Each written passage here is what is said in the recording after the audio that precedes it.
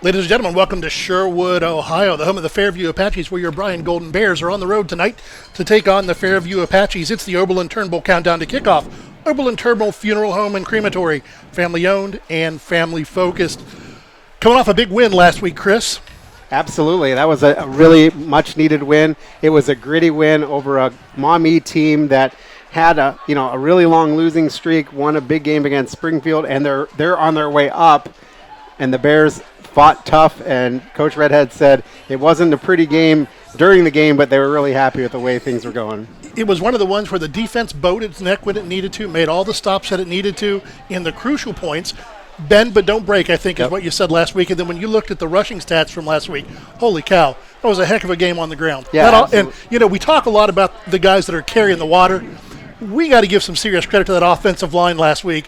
Once again, outsized, open holes, creases. We could do about anything we wanted on the ground. And the thing was with the offensive line, that was a new offensive line because last year they were outsized over everybody they met. And this year, new people, you know what I mean? Yeah. And so there was some question about that offensive line. But through this game, at least last week's game, it appears that may have been solved. I took just a brief look ahead at all the NWOAL rosters. This may be the only game all year that our line is bigger than our opponents. We're going to be having to play a little more finesse. When it comes to football, especially on the line play, strength is great, size is great, but leverage is pretty important. And it was obvious last week they had learned their leverage. They had a couple of big guys on that defensive line, 280, 290 pounds, and they're just getting moved out of the way. Yep, they were. So, it's interesting. And I had a good chat with Coach Redhead about this, and he was pretty pleased at how the game went. It was a good night. It was a good win. I think we all wanted it to be a little further out than it was. But like I told Jim on the radio this morning, one of the things that I was really impressed with is on that the Maumee drive to try to tie the game late. We had two freshmen out there. Yep, we did. The entire right side of our defense was freshmen on defensive end and our quarterback. That's a big deal.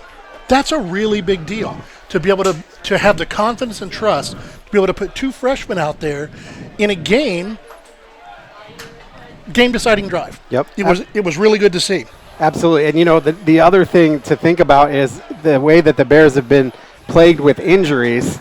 It's a good situation that they're able to do what they've been able to do because it has just been rough with the injury bug. The Bears have been bitten, and it is not going away. No, looking down tonight when they were come walking in, checking out the guys that were in game pants and the guys that were in blue jeans, I was checking marks off my roster sheet.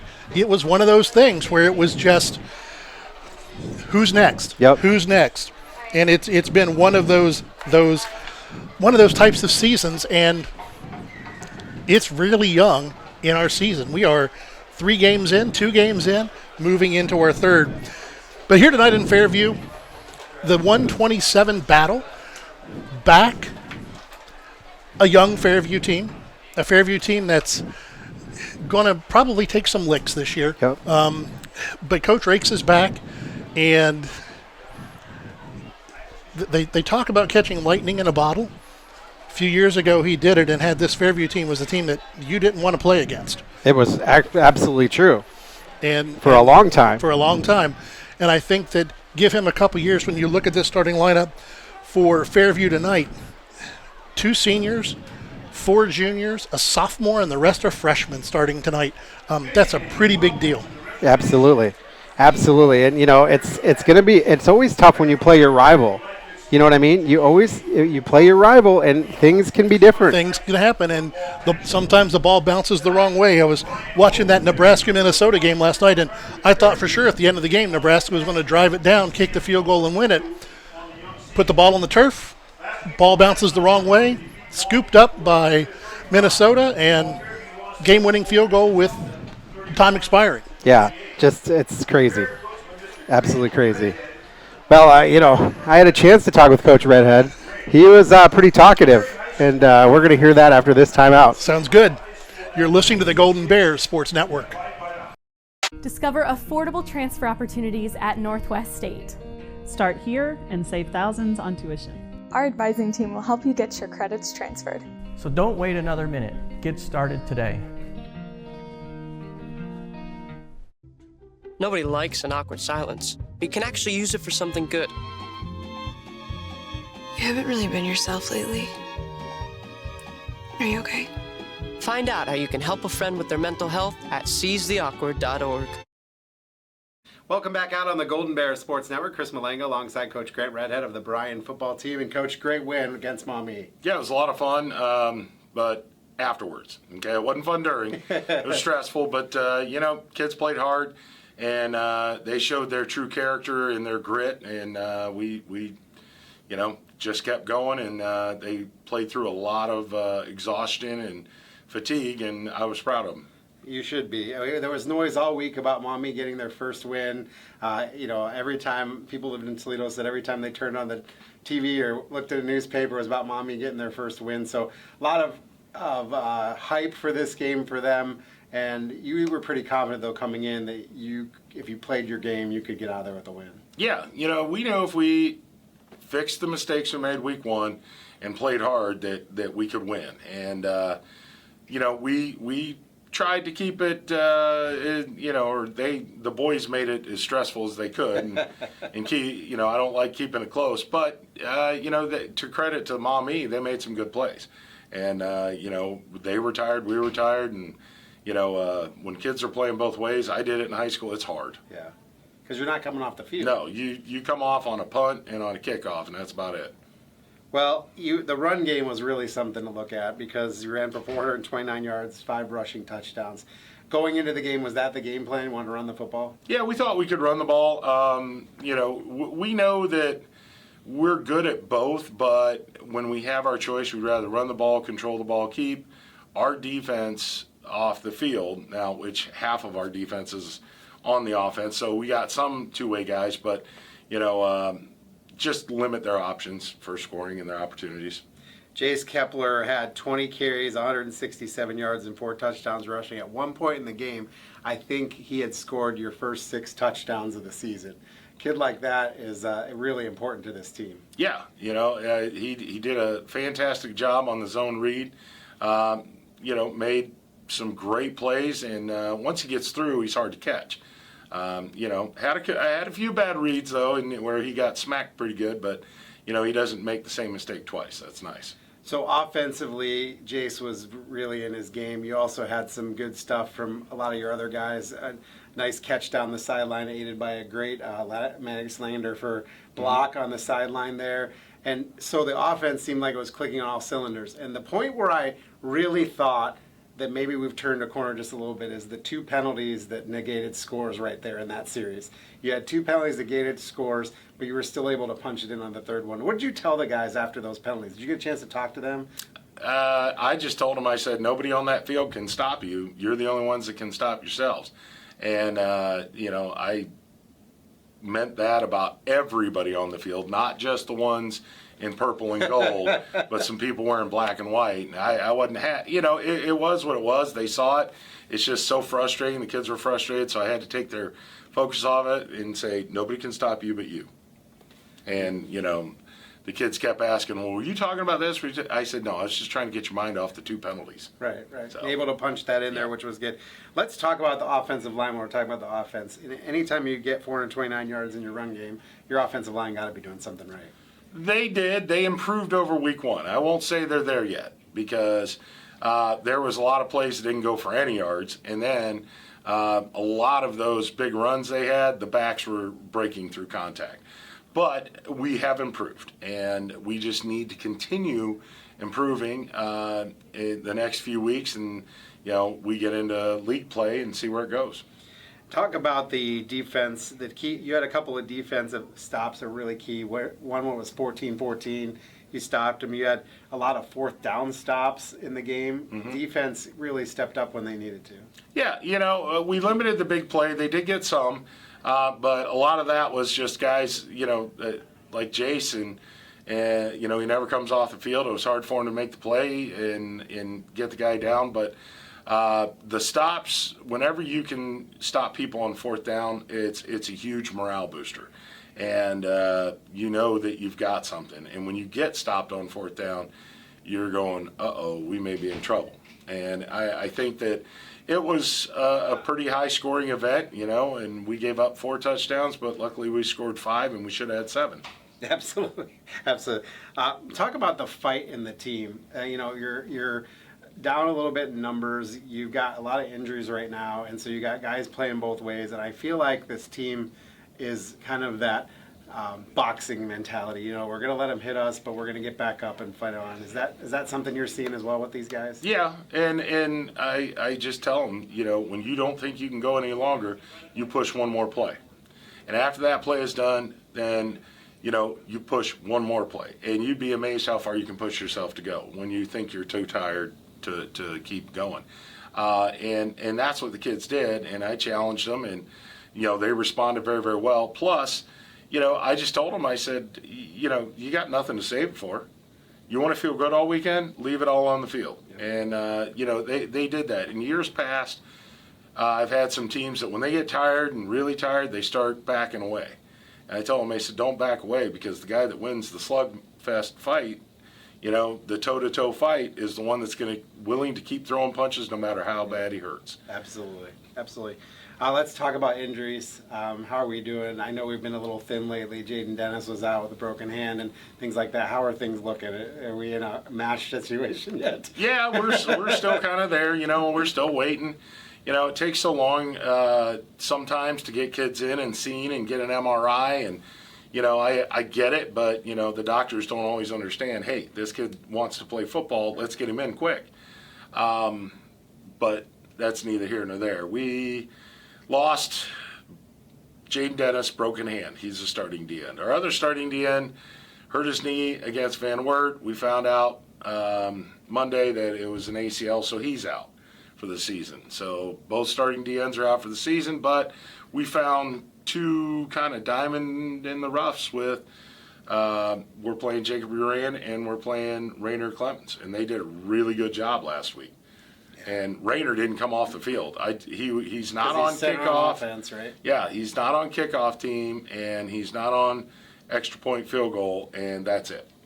That's the only time he's off the field. So it's a poor guy, but he did it, and he toughed it out and he played well. I felt like we called Jacob Uran's name a lot during this game. He really showed up. As a freshman, he did a good job, and DN's one of those that you just go hunt. Go find the guy with the ball and, make sure they don't cut outside you on your side, and he did that.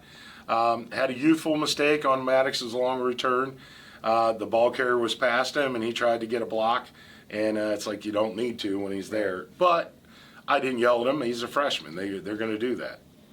All right, well, let's shift gears and talk about Fairview. Heading down Fairview, a quick trip down 127. A team that has struggled as of late, and now they're on their 3rd head coach in 3 years, but this one is Doug Rakes, who coached them for quite a long time, and he's back trying to revive this program. When you look at them just overall as a team, what do you see? Well, you can tell that they don't have a ton of experience, and that, they're still not sound and comfortable in what they're doing. But, they're starting 3 freshmen. Well, I'm starting 1, so what? Yep. You still got to make plays, and I think that right now they're kind of stuck. They're struggling. They got thumped good by Wasion week 1. Had a close one to Delta week 2, but I don't think they've been hit like we're going to hit. And that's honest. I mean, we went toe-to-toe with Van Wert. They're a hard-hitting team. Maumee, much improved. They're going to win some games this year, and we out-hit them. And I know when you out-hit somebody, you got a great chance to win. What are they looking to do offense, defense, and special teams? They pass about 80% of the time, 75, 80% of the time. They're throwing the ball. Their runs are quarterback draws. So they really don't have a running game. We need to bottle up the quarterback, and I actually make him throw because he doesn't throw the best ball. Defensively, they're in an odd front, a 3-4. They don't blitz a lot. They just kind of sit in it. So I think we'll be able to run the ball.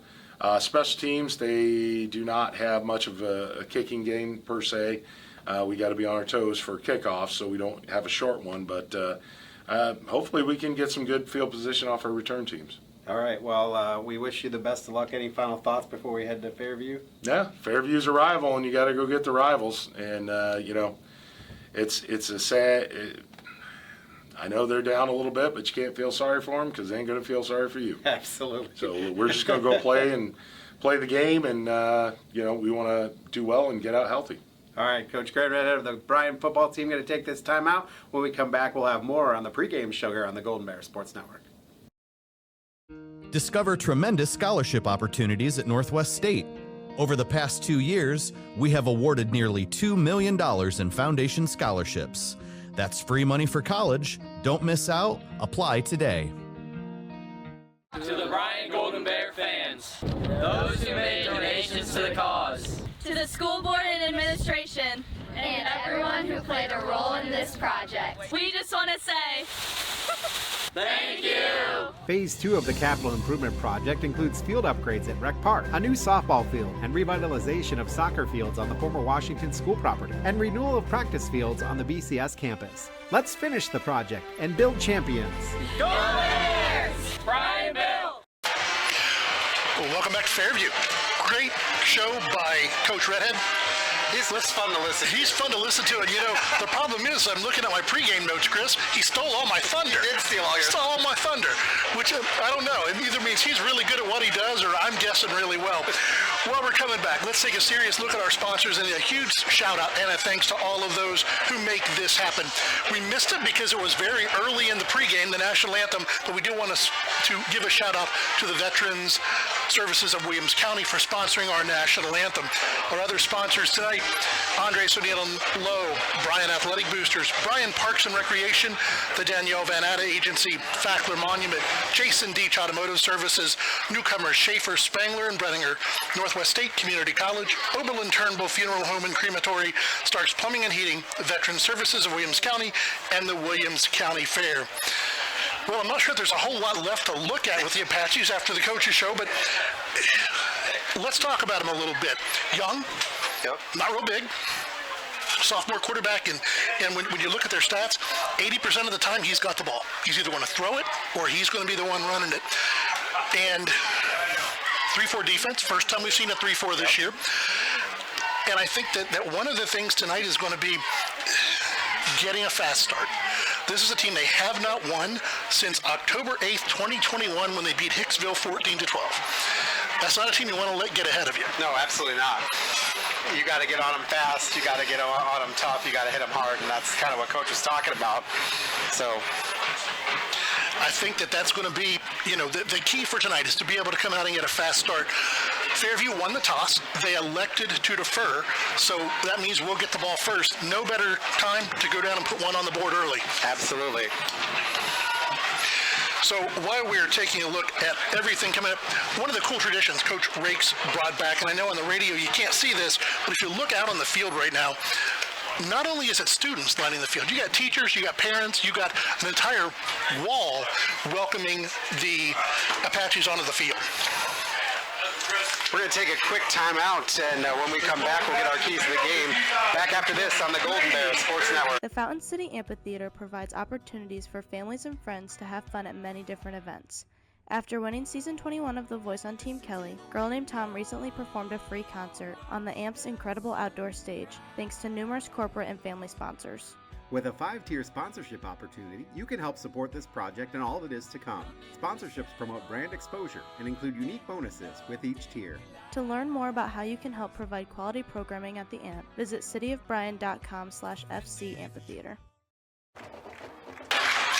Welcome back to Fairview. We're just about 2 minutes from kickoff. Let's take a look at the keys to the game tonight.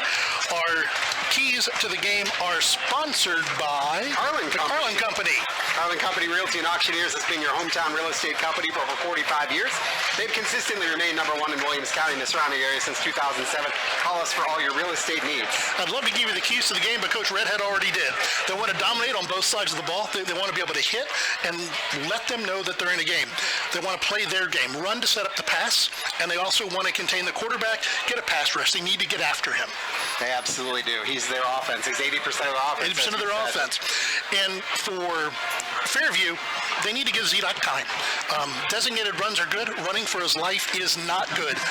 They're going to have to spy Kepler on every play. They need to have some. He's a ton of the offense. It's great having Sammy back there with him and Damian. I mean, what a great combination. But he's one that makes it go. And again, what we've talked about for Bryan most of the year, their defensive line has to eat up blocks to let their secondary make the plays. All right, the Keys of the Game sponsored by Carlin Company. You're going to take a 30-second timeout, then back with the kickoff after this on the Golden Bear Sports Network. Why do so many people travel to Jason East Automotive Services in Edgerton when they want their vehicles repaired? Because Dave Brown and Sam Bailey have over 60 years of experience fixing the problems that other mechanics couldn't. They work on all makes and models, and they specialize on imports. Recently, they have expanded their service area by almost 50%, and they've hired Eston Knurk to their staff. So if you have a vehicle, foreign or domestic, that you want fixed right the first time, take it to Jason Dietz Automotive Services on the east side of Edgerton. As we come back tonight, I do want to give one quick shout out from all of us at the Golden Bear Sports Network.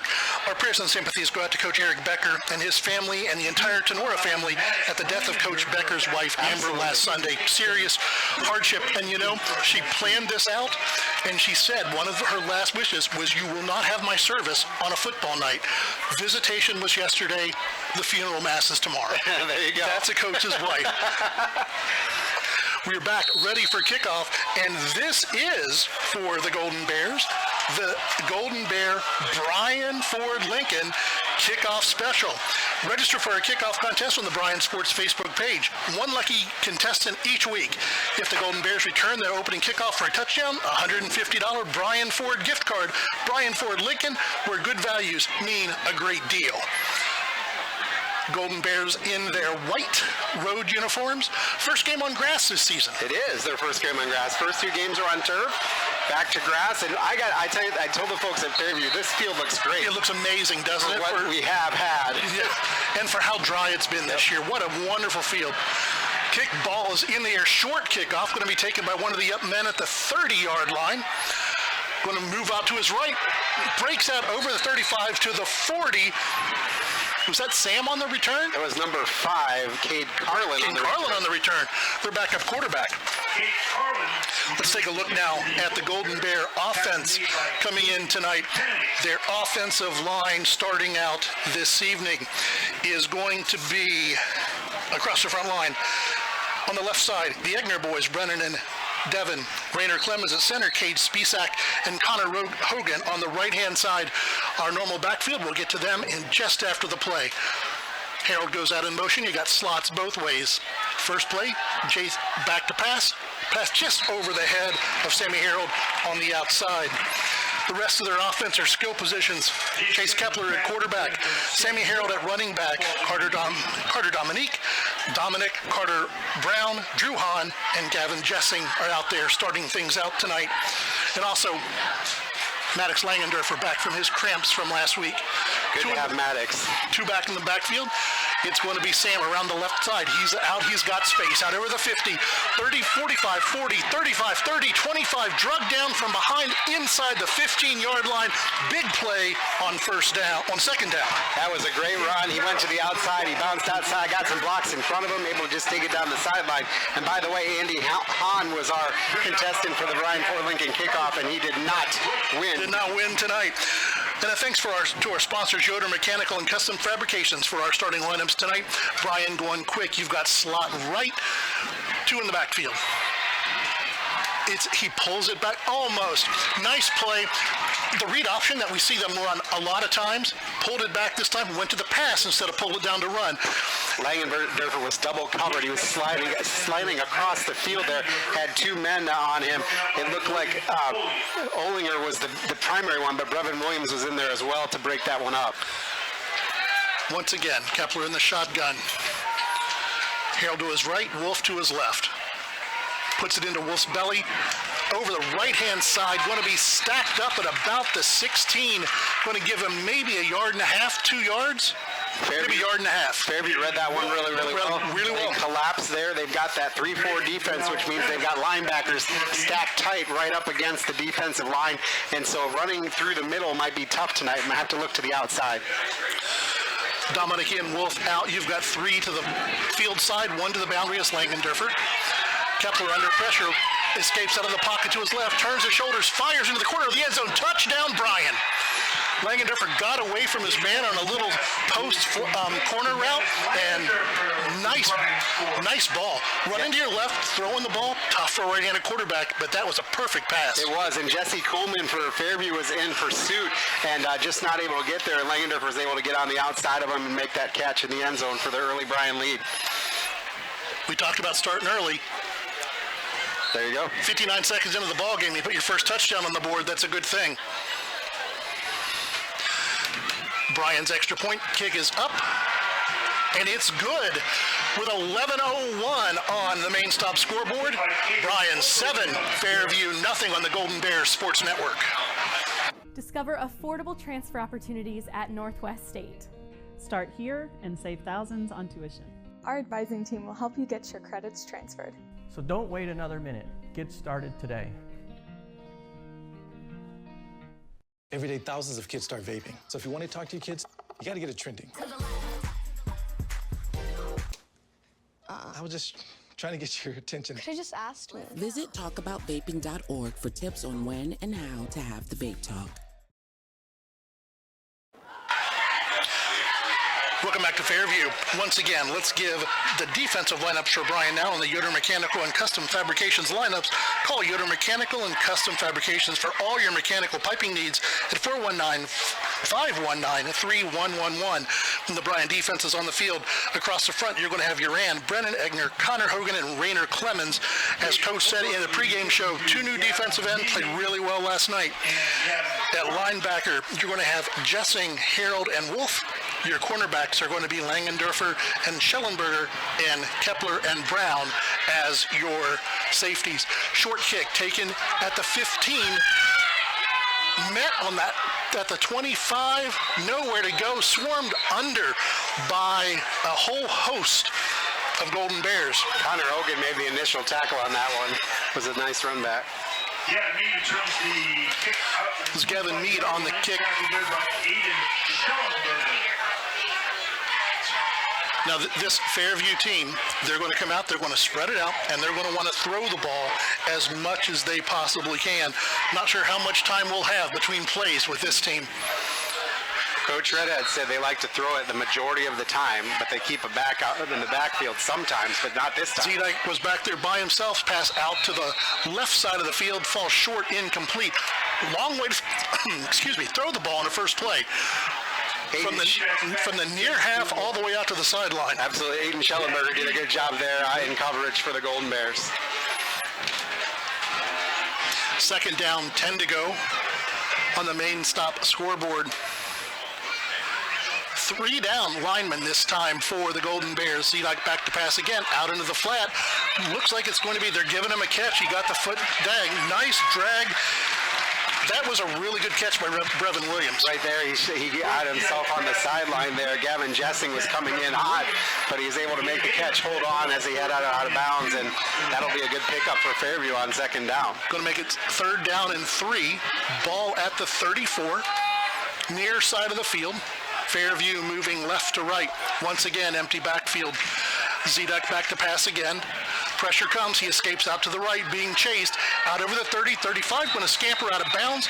Close to a first down. He has it by about a yard. Going to give him a first down. So we're moving. And there's a penalty that came in. Came in really late. Aaron Williams was in on pursuit for the Golden Bears. Let's see what the penalty was because it came in really late on the sideline. I wonder if that's a penalty on Fairview. Don't see either coach getting hot yet. Unsportsmanlike on Bryan. Unsportsmanlike conduct against Bryan. That's not something a coach likes to see, especially absolutely 10:39 into the ball game. No, and especially when you don't need it, you know. And with our first flag of the night, let's take a look at our Tri-State Vision Center officials for tonight. Tri-State Vision, serving the area since 1977. Contact us either at our Bryan or Montpelier offices for all your eye care needs. Our referee tonight is Patrick Foster, umpire Robert Mojica, back judge Michael Baker, the linesman Scott Detray, and the line judge Brandon Leffel. First down 10, just over midfield for the Apaches. Ball at the Bryan 48 on the near hash mark. Apaches wanted to go fast, but the back judge came running in there to stop things. They made a substitution, which gives Bryan a chance to substitute. I don't know that the head official referee was ready. Zedek in the backfield, has a back with him. Trips to the left. He's going to hand up the middle. That is going to be Gavin Garza, a 5'9", 155-pound freshman. Garza did a nice job getting through the hole there, and what we've seen out of Fairview is, again, tendency. We talked about this against Maumee. When they put a back in the backfield, pretty sure the back's going to get it. Chances are he's going to get the ball. Exactly right. Garza, their second leading rusher. He's got 5 carries on the year. That's their number 2 rusher through 2 games. Once again, they go empty. Trips to the far side, 2 to the right. Quarterback draw, just like Coach predicted. Zedek's going to take off upfield, and that's going to be a face mask. Big gain and a face mask. Yeah, that penalty flag came in right there. See if they're going to give him 5 or 15 on this one. So it is on Bryan, as you said. You know, it gets back down to basics. Yep. Is you didn't get your feet planted, you tried to grab for him an arm tackle instead of squaring up, and you get a face mask. I think it might be the... I didn't see a personal foul. Only giving him 5 yards. So unintentional face mask. That's going to put the ball right in the center of the field on the Bryan 25-yard line. Fairview driving, trailing 7-0 on the main stop scoreboard. Here's something you want to look at, though. You know, the Bears had that nice drive, and what you want to do is you want to stop the opponent. You don't want to match them touchdown for touchdown. You need to get a stop. Snap back to Zedek. Once again, going to be Garza up the middle. Nowhere to go this time. He's going to be wrestled down for a short loss. Going to give a loss of 1 on the play. Is that Hogan in on the tackle, I believe? It looked like it was Hogan.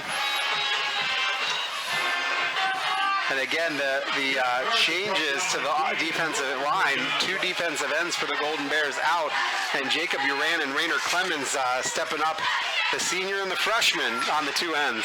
Pressure coming this time. Pass downfield, nice and overthrown. That pass was intended for Logan Olinger, and he had some space. He had a step between the safety and the cornerback.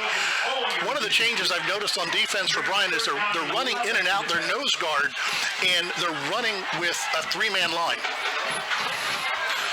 Typically, we see that 4-2-5 that kind of morphs into a nickel coverage. Now they're just playing 3 down.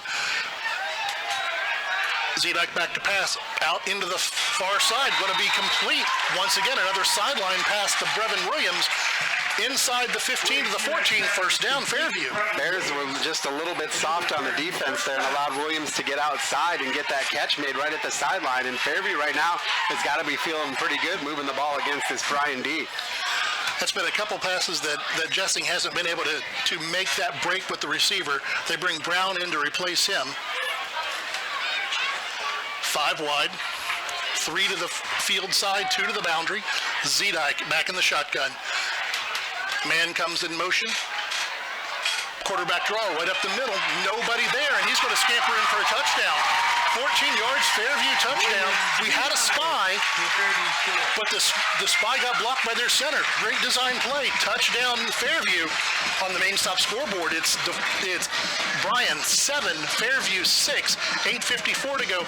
One of the things, unless something's changed this week, I didn't see any extra point kicking attempts and did not see any kicker on the 2-deep roster for Fairview, but they are going to try one. They've got someone out there. Brevin Williams is out there. Your holder is going to be the quarterback. And now they're going to shift out of it.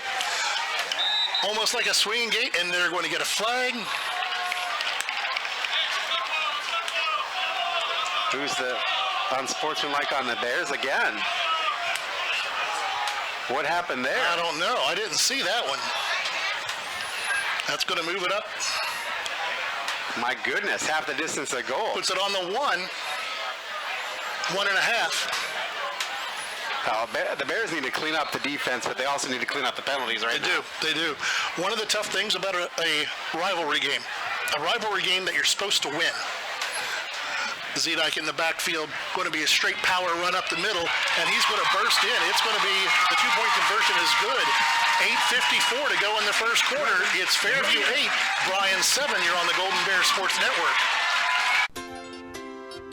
The Bryan Parks and Recreation Department would like to wish the Bryan Golden Bears good luck in tonight's game. The Bryan Parks and Rec offers a wide variety of classes for you during the entire year and an array of sporting events all year long. Check out what the Bryan Parks and Recreations Department has going on at bryanparksandrec.com or like them on Facebook. The Bryan Parks and Rec hopes to see you in one of the many parks that Bryan has to offer and enjoy the facilities. Questions about the classes or rental of one of their facilities, call 633-6030.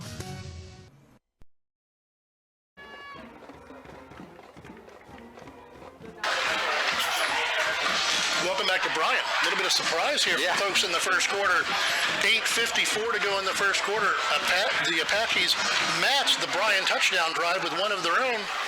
Punch in the extra point. It's 8-7. It is. And, the interesting thing was the Bears went down, marched right down, had a very proficient drive, but then the Apaches matched that. It was very efficient, and it was helped by a couple of Bryan penalties. One Bryan penalty on the drive, one on the extra point. Well, and then there were two on the drive because you had the unsportsmanlike. Yeah, two on the drive and one on the extra point. You're right. But two of them were unsportsmanlike. That's not going to make the coaching staff happy. Absolutely not. That's something you got to correct. Most coaches I know don't have a problem with hustle penalties. If he talked about Jacob Uran on that one kickoff last week that, he was trying to make a play. That happens. Yep. But unsportsmanlike, and the tough thing is early in the game when you get one of those, the referee's ears get really big. They do. Williams on the kickoff, ball on the 40. Short run up, line drive kick. Going to be once again pulled down by one of the up men, and he's got a crease, but he only gets it out to the 35. That was Cade Carlin again.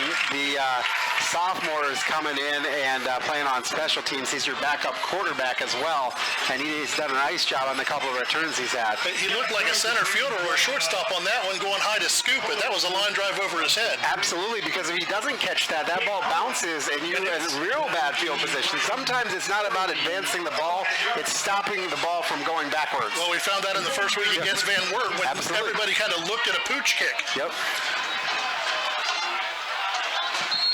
3 to the left, one way out wide to the right for the Golden Bears. Kepler in the shotgun, back to pass. Little screen pass dropped. Tried to set up a little bubble screen to Hahn. Pass was a little bit low.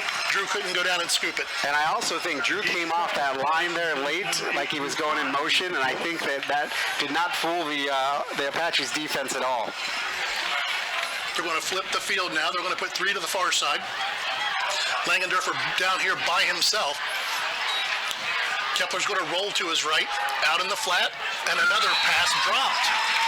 That was low too. He had to pick that one up on shoestrings. I think that was intended for Carter Dominic there, and that was just low.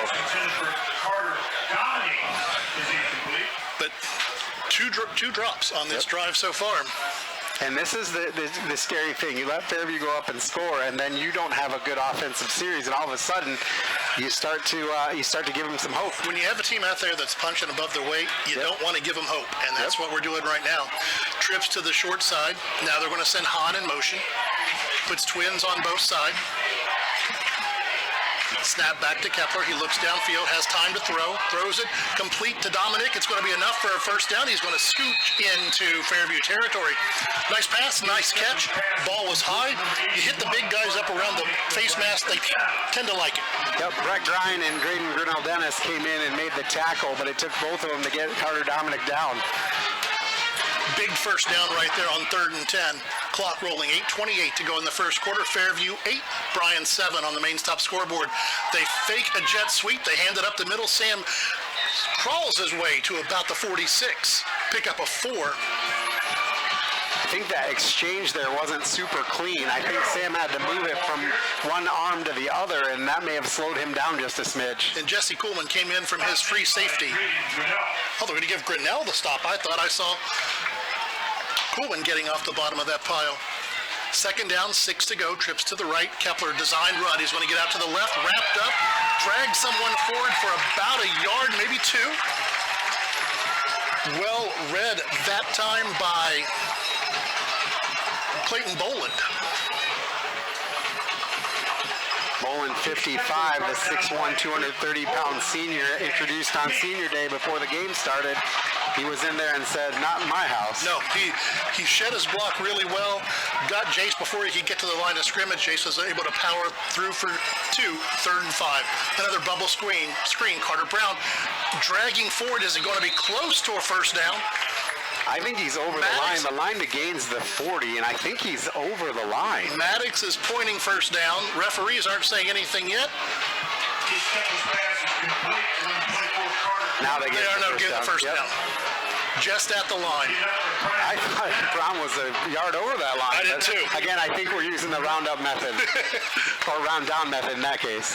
Quick snap that time. Kepler spins forward for about 3. Going to be second down and 7. Jace Kepler brought down by Clayton Boland. We see a little bit more of that as the season's gone on with Jace Kepler and the design runs. Yes. Yep, Boland once again on the tackle. Kepler going to roll to his left this time, looking to throw. Out in the flat, gets one to Hahn this time. In over the 30 to about the 29, another Bryan first down. Good play there by Hahn in the flat. They found him. He had some yak yards after the catch, able to get another first down, and the Bears are in business moving the football. It was a nice tackle from behind that gave him about an extra yard, too. First down 10. Kepler this time going to roll to his right. Again, once again out in the flat, once again dropped. Carter Dominic. It hit Carter Dominic exactly where you don't want it to hit him, in the hands. Right in the hands. Yeah, coach's worst nightmare. I think there was some movement in the defense. They may have hurried that just a little bit faster than the Bears might have wanted to. Back to the two-headed monster in the backfield. Well, really a three-headed monster with Kepler. Handoff goes to Wolf around the right side. Wrap down. Tackle is high, but it's going to bring him down for no gain. I tell you, actually a yard loss, and I tell you what, he must have got the collar because his hand was up around the helmet. It was. Grime on the tackle for Fairview. Third down and 11. I'll tell you what, Fairview is sniffing out the sweeps for the Golden Bears tonight. Fake the handoff. Pass over the middle. Caught. Going to be Hahn inside the No, that's Sam Harold. Was that Harold? It was Harold. Hahn's here on the left-hand side. Oh, I thought they left Harold in the backfield to block. They left Wolf back to block. He fooled us all, including the Fairview defense. He did. He was wide open. 5:46 to go on your main stop scoreboard. 8-7, Fairview leading, Bryan driving. First down 10. Going to be a keeper by Kepler on the read option. He's going to scamper out to the right. Once again, another Jace Kepler touchdown and a Golden Bear touchdown. Big answer, big answer, big answer. Yep, exactly, and that's what the Bears needed to do. Brett Grine tried to come in and make the tackle, but just not able to do so. When you got a kid like our quarterback, Jace Kepler, he is tough to bring down. And the Bears, the Bears look at going for 2. Nope, they're going to come out and they might have to. But one of the things about Kepler I've noticed over the 3 games, he's going north and south, he's okay. If he takes off on an angle to the post, kick is up. Once again, it is good. Big drive, big extra point. 5:31 to go on your main stop scoreboard. Your Bryan Golden Bears 14, the Fairview Apaches 8 here on the Golden Bears Sports Network. Discover tremendous scholarship opportunities at Northwest State. Over the past 2 years, we have awarded nearly $2 million in foundation scholarships. That's free money for college. Don't miss out. Apply today.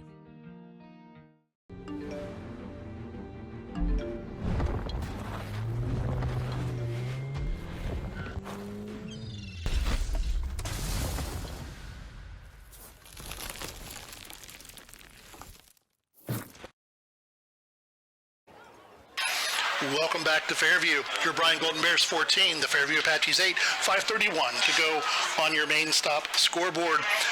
Big drive that time. The 8th rushing touchdown on the year for Jace Kepler. He is the man.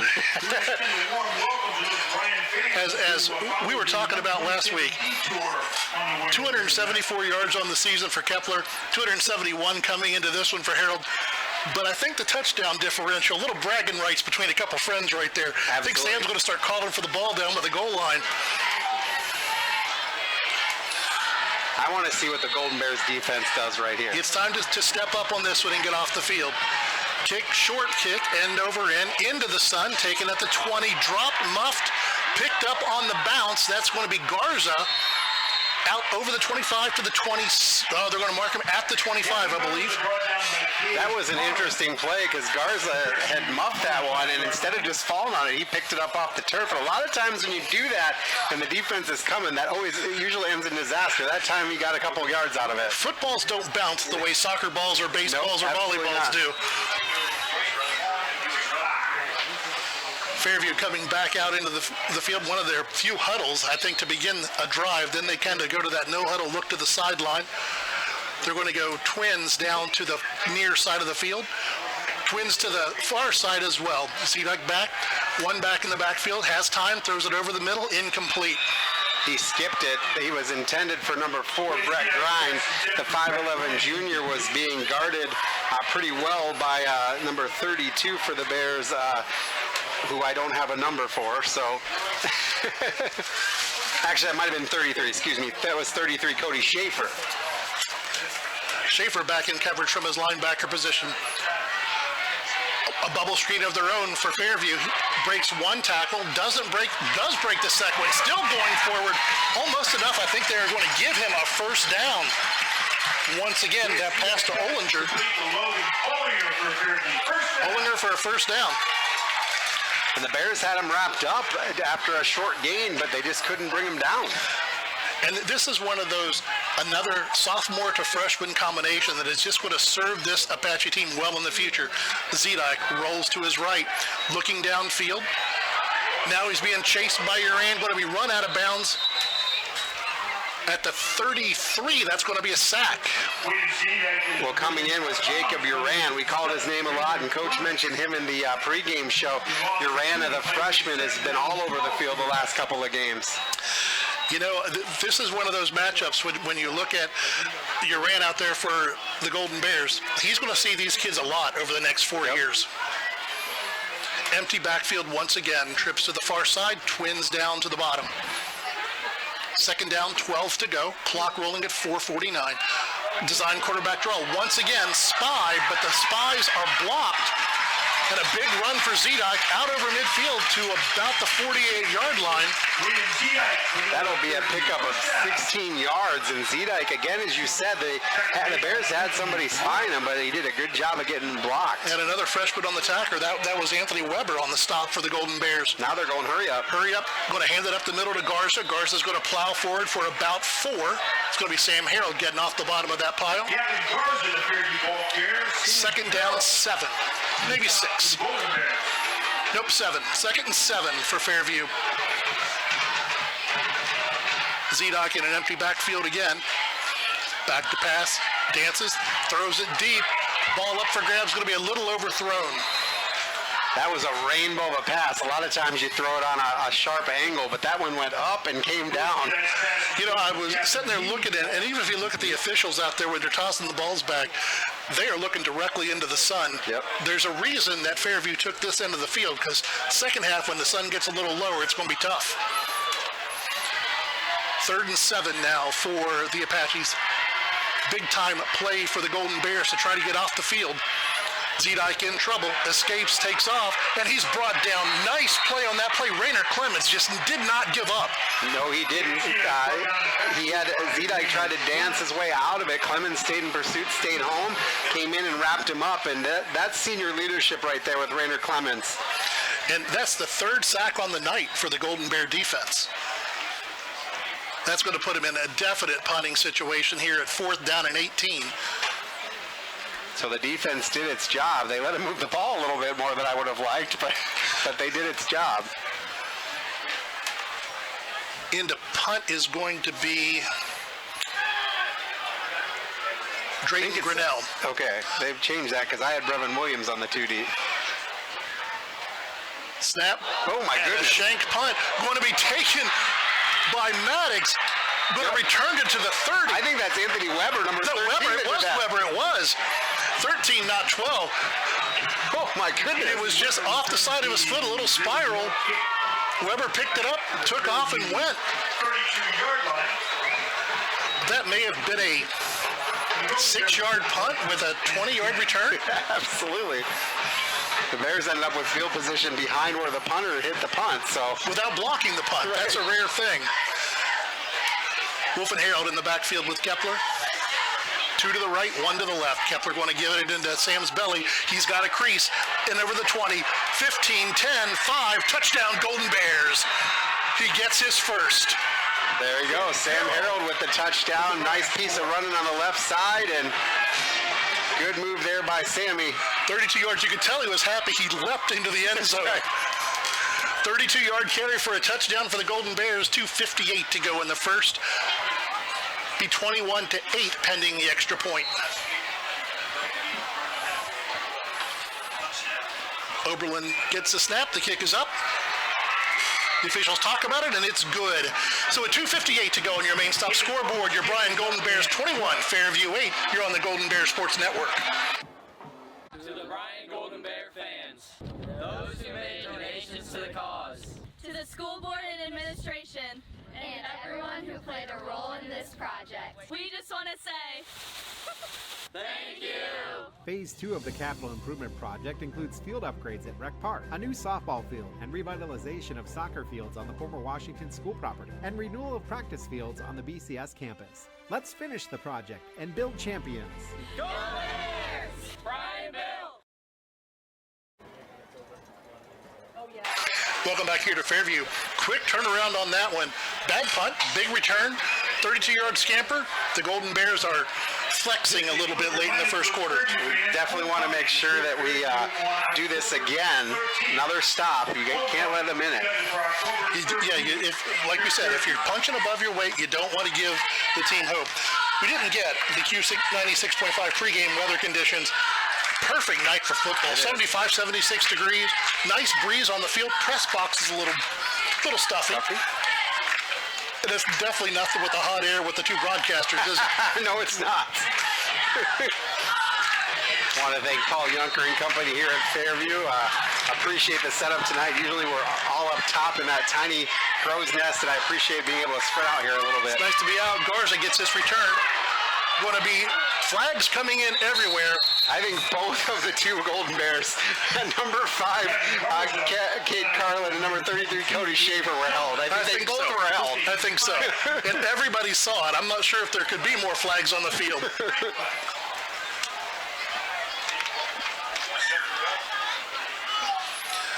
Talking about it on the sideline.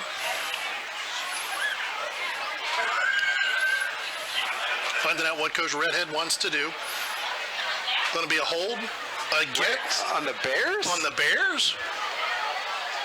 Are you kidding me? Referee Patrick Foster indicates holding against the Golden Bears. On the kicking team. I don't know how that happens. I honestly don't know how that happens. I've never seen that before. The two Golden Bears got blocked in the back on the one. And both flags came in. We both thought for sure it was going the other way, but that puts Fairview out to almost the 50-yard line on the 48, first down and 10. Coach Redhead is not happy over there on the sideline. Trips to the far side. 2 to the right. Looking at a bubble screen. Dances, finds a nice little pitch and catch to Williams, as Williams found a nice little soft spot in the zone. Saw his quarterback had nowhere to go. Stopped, turned around, showed him the numbers. Zedek put the ball right on the money. Weber in there again making the tackle. A freshman doing some good things tonight. 2nd down and 7. It went for a short game. Main stop scoreboard running inside of 2 minutes and 20 seconds. 21-8, Golden Bears. Zedek get the snap. Hands it up the middle to Garza. Garza's going to get enough for a first down. Ooh, maybe not. Nope, they're going to bring him short. I thought he leaned out over. He's a yard short. I think Donnell Bush was on the tackle that time for the Golden Bears. Bush, number 20, had a great night against Maumee last week. in-playing linebacker trying to match some of Zedike's speed. This time they pull it down, turn him back inside. It's going to be Kepler and Bush on the tackle as Zedike gets enough for the first down. But good work that time by Spizak as he set the edge, made Zedike turn back inside into the heart of the defense. Enough for a first down, but not a big gain on the play. And that's where, Cade Spizak didn't make that tackle, but caused that tackle. Caused the tackle, exactly. Fairview kind of taking their time now. This is uncharacteristic. It is. It is. 1:20 to go, first quarter, 21-8, Golden Bears. First down, 10 to go at the 36 for Fairview. Puts it in. That was a busted play, but it's going to be a good play as Zedike breaks through to the 10, to the 5. Touchdown, Fairview. Wow. He put the ball, I think Barza tried to take it, and Zedike didn't want to give it to him. That was a broken play, but went for a big one. 31-yard touchdown makes it 21-14 with 1:04 to go. Well, that was certainly something we didn't expect there. No, that was not something we expected. Bryan's going to call timeout to talk about this one. We'll take one with them before our extra point. 21-14 here on the Golden Bear Sports Network. To the Bryan Golden Bear fans, those who made donations to the cause, To the school board and administration, And everyone who played a role in this project. we just want to say thank you. Phase 2 of the capital improvement project includes field upgrades at Rec Park, a new softball field, and revitalization of soccer fields on the former Washington School property, and renewal of practice fields on the BCS campus. Let's finish the project and build champions. Go Bears! Bryan Bill! Well, the scoreboard isn't where we want it after a nice big run by William Zedike. 21-14 Bryan. Fairview talking about it in the huddle. Going to go for 2, as they always do. Our main stop scoreboard open when you need them. You're always near a main stop. Don't forget, Thirsty Thursday, every Thursday, shows 1:04 to go here in the first quarter. Bryan leading 21-14. 2 in the backfield with Zedike. Haven't seen that all night. He's going to roll to his left. Going to be an option to his right. Going to be a pass and going to be a completion. That was number 9 for Fairview, Brody Williams, the freshman, with a touchdown pass. Little reverse option, touchdown, or extra point pass, 21-16. Wow. Wow. Trickeration. A little bit. When anytime you put 2 people in the backfield, you know something's going to happen. Yep. Coach Rakes knows how to draw them up, and he drew that one up well. He did. This is one where, right now, what Bryan needs to do on this drive is to have one of those drives like they had last week against Maumee, where it is a long drive, where it eats up some clock, where it gets the momentum to shift instead of getting into this track meet back and forth. Yep. You got to impose your will. And they need to get in a position where they can do that, getting up another score. Remember, we're only in the first quarter. It feels like it. 37 points in the first quarter. One of the things that I've noticed is we're trying to spy Kepler, but with only 3 down linemen, one of their either guard or their centers getting free and can get to that second level, which takes away our spy. Ball once again lined up at the 40. Have to take a look this time to see if Carlin gets another return. He's returned the first 2. Yep, on the left. Now they're going to move up a little bit. Move up to the third. Now he's backpedaling again. He's kicked the ball in the same spot twice. Yes, he has.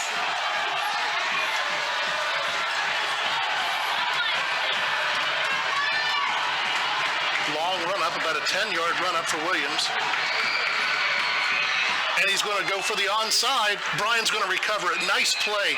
Didn't go the 10 yards, so it would have been Bryan ball anyway. So Cody Schaefer fell on it. So you get the extra point, or the 2-point conversion through a little trickeration, and then you immediately go for the onside kick. I kind of like it. You haven't won a game in a year and a half, 2 years. You know what? What do you got to lose? Go for it in a rivalry game. Absolutely. Try to swing momentum your way. So Bryan, once again with a short field, ball in Fairview territory. Kepler puts it in and takes it away. Breaks it over the left-hand side. Going to be enough for a first down. Going to step out of bounds near the first down. I think they're going to give it to him. Yep.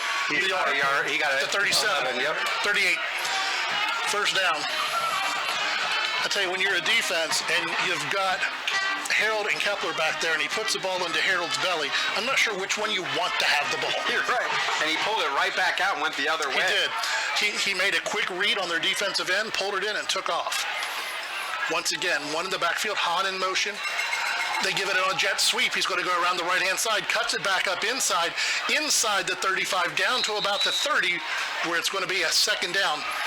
And Sam Harold and Connor Hogan made great blocks downfield to get him going. Nice to see put something new little wrinkle. It's one of the things we saw last week. They're adding a couple things every week into the offense. Trips to the near side. Kepler back to pass, throws it out of the flat. Then he dropped. Boy, how many drops? That's at least 3 drops tonight. And if you go back, one of the things that Derek and I talked about in that Van Wert game, they were snake bit in the first quarter. They dropped 5 passes in the first quarter. That's 3 here tonight. In the first quarter. Which is rapidly closing. 19.6 seconds to go here in the first quarter on your main stop scoreboard. Bryan leading Fairview 21-16. Ball third down and 4. Once again, Kepler pulls it away from Harold. Up the middle this time, inside the 25 to the 23 for another Golden Bear first down. Keep an eye on Brennan Egner. He got hit pretty good by the defender and was a little slow getting up to get down the field on that. Hopefully he's all right. He isn't coming off, so that's always a good sign. Let's see if Coach Redhead's wanting to take this one to the quarter break. Doesn't look like they're in a hurry as the clock's ticking down to 6 seconds. And I believe that's going to be the last play of the first quarter. But what a first quarter here from Fairview. Your score at the end of 1 on the main stop scoreboard. Bryan 21, Fairview 16 on the Golden Bear Sports Network. Why do so many people travel to Jason East Automotive Services in Edgerton when they want their vehicles repaired? Because Dave Brown and Sam Bailey have over 60 years of experience fixing the problems that other mechanics couldn't. They work on all makes and models, and they specialize on imports. Recently, they have expanded their service area by almost 50%, and they've hired Eston Knerk to their staff. So if you have a vehicle, foreign or domestic, that you want fixed right the first time, take it to Jason Dietz Automotive Services on the east side of Edgerton. Here at the Williams County Veteran Service Office, our mission is plain and simple. We are here to serve our local Williams County veterans and their dependents. We are staffed with trained service officers who have the compassion and understanding to assist their fellow veterans in obtaining all federal and state benefits that they have earned. Additionally, we provide emergency financial assistance and transportation to VA medical centers. So if you're a veteran or a dependent of a veteran, stop in today and see how we can help you at the Williams County Veteran Service Office. Let's take a peek at the NWOAL scoreboard here at the end of 1 quarter. Delta leading Lake 6-0. Patrick Henry over Columbus Grove 20-7. Liberty Center all over Otsego 21-0. Ottawa Hills over Swanton 21-0. Rossford 6, Evergreen 3 in a battle of field goals. Wauseon 7, Eastwood 0. Archibald 28, Tenora 0, and 21-16 here in a pass. In the back of the end zone, nobody around them, caught for a touchdown, 1 play, 8 seconds, touchdown, Golden Bears. Drew Hahn on the score, and we haven't had a chance to, here's the replay on the Welland Construction replay. You can see it coming in, but we haven't seen his name called too many times. The last one he had, he dropped. And so he dropped 2, and that time there was nobody around him. Nice little rainbow pass to the corner of the end zone, big score, 27-16. We're going to look like an NBA game at the end of this one. Snap, the hold, the kick is up and good. 8 seconds into the second quarter, Bryan scores again. Your score here from Fairview, Bryan 28, Fairview 16 on the Golden Bear Sports Network. Here at the Williams County Veteran Service Office, our mission is plain and simple. We are here to serve our local Williams County veterans and their dependents. We are staffed with trained service officers who have the... At Oberlin Turnbull Funeral Home and Crematory, We understand that family is at the heart of everything we do. Being family-owned and family-focused is not just a slogan for us, it's a way of life. We walk alongside you during life's most challenging moments, providing a guiding hand and a shoulder to lean on. With heartfelt care and attention to detail, we tailor each service to honor the life and the memories of your loved one. We treat you like family because your journey is our journey. Oberlin Turnbull Funeral Home and Crematory. Family-owned, family-focused. The Golden Bears are leading this one 28-16. Chris, just like last week, another surprise score. In the second quarter, Salina 3, Van Wert nothing. Van Wert is the last couple weeks they've been a second half team. Looking elsewhere in the area at other scores, Highland over Crestview 10-0, Elida 7, Kenton nothing, Huron 13, Genoa nothing. Delta 6, Lake nothing, as we talked about earlier. The Northview Wildcats 14, the Napoleon Wildcats 7, Bluffton over Ayersville 14-0, and here's the kickoff. Long end over end kick, going to be over the head of the receiver. Ball's inside the 10, on the ground, he picks it up, tries to cut back this way, wrapped up and met. Ball's on the ground again. I think they're going to call him down. That was disaster all over. It was just all sorts of flying problems. his way, he picked it up and then fumbled it again, but they were going to say the ball popped out after he was down. If he didn't, that ball would have been inside the 2-yard line. Yeah, Gavin Mead had a little bit of a nightmare back there. He did. And once again, for Coach Rakes, this is another one of those freshmen. Yep. And I'll tell you what, when you're a freshman and it starts to go wrong, it can go wrong in a hurry. Absolutely. But we've got them pinned deep. I think the ball's going to be officially on the 7 on the 7-yard line. First down, 10 to go for Fairview from their own 7. We talked about the 3 men not being able to get pressure. Coach switched back to their 4-man front. We're back in our regular defense. Little light snap this time. We meet Zedai. He's going to get over the 10 to the 13, gain of about 5. Maybe 6. But they made the switch back to the 4-2-5, to the regular defense. I think we saw that trying to shift things up wasn't working so well. Yeah, absolutely. I mean, anytime you just try to throw a new wrinkle into things, but if they can exploit that, especially with that spy, that's where you got to get that fixed. Yep, couple of missed assignments, made the quick adjustment. 4 to the far side, bubble screen, out, met and wrapped up. Jessing was all over him, read the play before the receiver did. That's going to be a big loss on the play, back inside the 10 to the 9-yard line. Big time hit by Jessing too. He put the boom down. And we got to remember, as we're looking at this Bryan defense, we're kind of in a mash unit situation.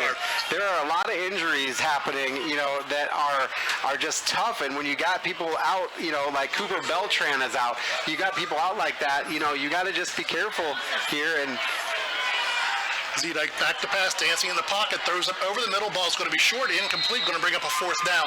I'm glad to see no flag there. There was a little bit of contact made between the receiver and Jace Kepler, and I'm glad it was a no call. I'm hoping the back judge saw that Kepler had a right to go for the ball too. Right. That's what I'm hoping. So the last punt for Fairview was a disaster. Yes, is that what it was? That was a disaster. That was a FEMA-worthy disaster. So we'll see what the Golden Bears do here if they're going to send pressure. One man back deep. That is Langendorfer standing on his own on the Fairview 40. High punt straight up. Ball's going to hit and be down at the 21-yard line. The punt barely made it past the first down marker. Once again, not a big kicking game here. No, absolutely not. Well, they don't ever kick an extra point, and then the punting game has been very tough as well. And they've tried to go on sides because you can't really get the ball down the field. It's one of those areas, again, with their numbers being down with a bunch of losing seasons, that's something that Coach Rakes will get right in the years to come. Wolf gets the handoff, nowhere to go. Good penetration that time by the entire Fairview defensive line. Up the middle, he had nowhere to go on our Willing Construction replay. Dawson Signs crashed in. But you got to remember that this Fairview team, these kids that are seniors, had Coach Rakes as a freshman, 2 more coaches in there, and back to Coach Rakes. So it's been an eventful couple years. Once again, ball's going to be given to Wolf, trying to get out of the left-hand side. He's going to be dragged down from behind. Going to be Grime on the tackle. Going to put it at the just on the 20-yard line. 3rd down and 9 for the Golden Bears. I think that one, Wolf had the edge if he had come more this way towards us instead of making that cut when he did. It's one of the tough things because the running back, your coach tells you to cut it upfield. Yep. And if you'd have just slid that one a little more to the sideline, I think you're right, Chris. And we're going to get a timeout. Timeout on the field. Timeout Fairview. So each team's used one now. With 9:17 to go on your main stop scoreboard. Bryan, 28. Fairview, 16. You're on the Golden Bears Sports Network. At Oberlin Turnbull Funeral Home and Crematory, we understand that family is at the heart of everything we do. Being family-owned and family-focused is not just a slogan for us, it's a way of life. We walk alongside you during life's most challenging moments, providing a guiding hand and a shoulder to lean on. With heartfelt care and attention to detail, we tailor each service to honor the life and the memories of your loved one. We treat you like family because your journey is our journey. Oberlin Turnbull Funeral Home and Crematory. Family-owned, family-focused. Welcome back here to Fairview, where your Golden Bears are leading Fairview 28-16, 9:17 to go here in the first half. The Golden Bears looking at a 3rd and 9. A couple runs by Wolf had really nowhere to go. Fairview took the timeout to talk things over, and again, honestly, with a young team, probably give them a chance to catch their breath, sort things out. And I just noticed with the ball on the nose of the ball on the 20, we're inside the Stockman Lawn Service red zone. For lawn care, snow removal, fertilizer, and spraying, call Stockman Lawn Service at 419-636-6572. Kepler fakes to Sammy, pass complete to Dominic, going to be good for a first down. Nice little inside skinny slant. Put the ball in a nice play action fake into Harold. And with Sam and Jace back there, you've got to respect the run. Absolutely, you absolutely do. And Carter did a nice job on that route and then catching the ball after. Harold once again up the middle, going to push forward, and they're giving it to him. Touchdown. Nice stretch at the end to get into the end zone. Touchdown, Golden Bears. Sam did a good job there, just bumbling his way down, and that stretch at the end put him up. Yeah, 35 points in the first 15 minutes. Quarter and a half. Yeah. Not even a quarter and a half yet. 51, if this is good, 51 points scored, and it's not good. I think that one was blocked. Yeah, Caden Overland's replaced kicker, and he kicks low to begin with. Remember, we had that one that skipped over the upright last week. If anybody gets in their way, it could get blocked pretty easily. So instead of 51 points, it's 50 points in the first 15 minutes of football here tonight. That's crazy. That's crazy. Let's just keep it right here as we switch over here, and we have our sister station, WBNO, B-Rock. They're out as well. I don't know what their game is tonight. I think they're at Eden Edgerton. Last update I got on that one is 27-0. Or not Eden Edgerton. They're at Eden. I'm taking a look. All right, no one covers William County Sports like 100.9 B-Rock and follow the Golden Bears all season long on Q96.5. Listen on air online at WBNOWQCT.com. Well, go to our scoreboard. Eden is leading Hicksville 27-0. Antwerp over Hilltop 32-0. Archbald now up 35-0 over Sonora. Fremont, Indiana, and North Central 0-0.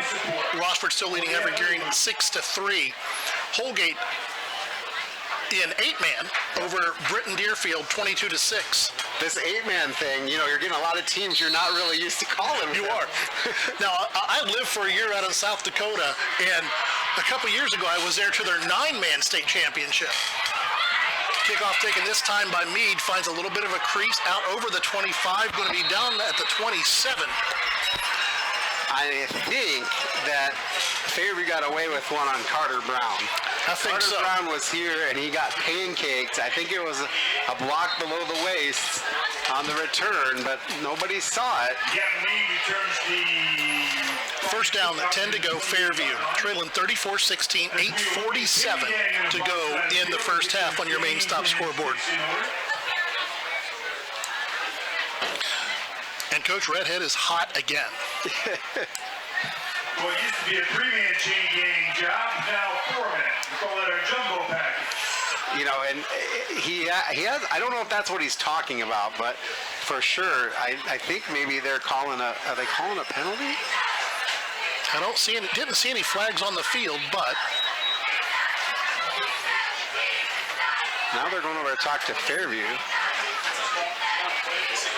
I think Mark, you're ready for play. Huh. Coach Rakes wants to know what the conversation was about.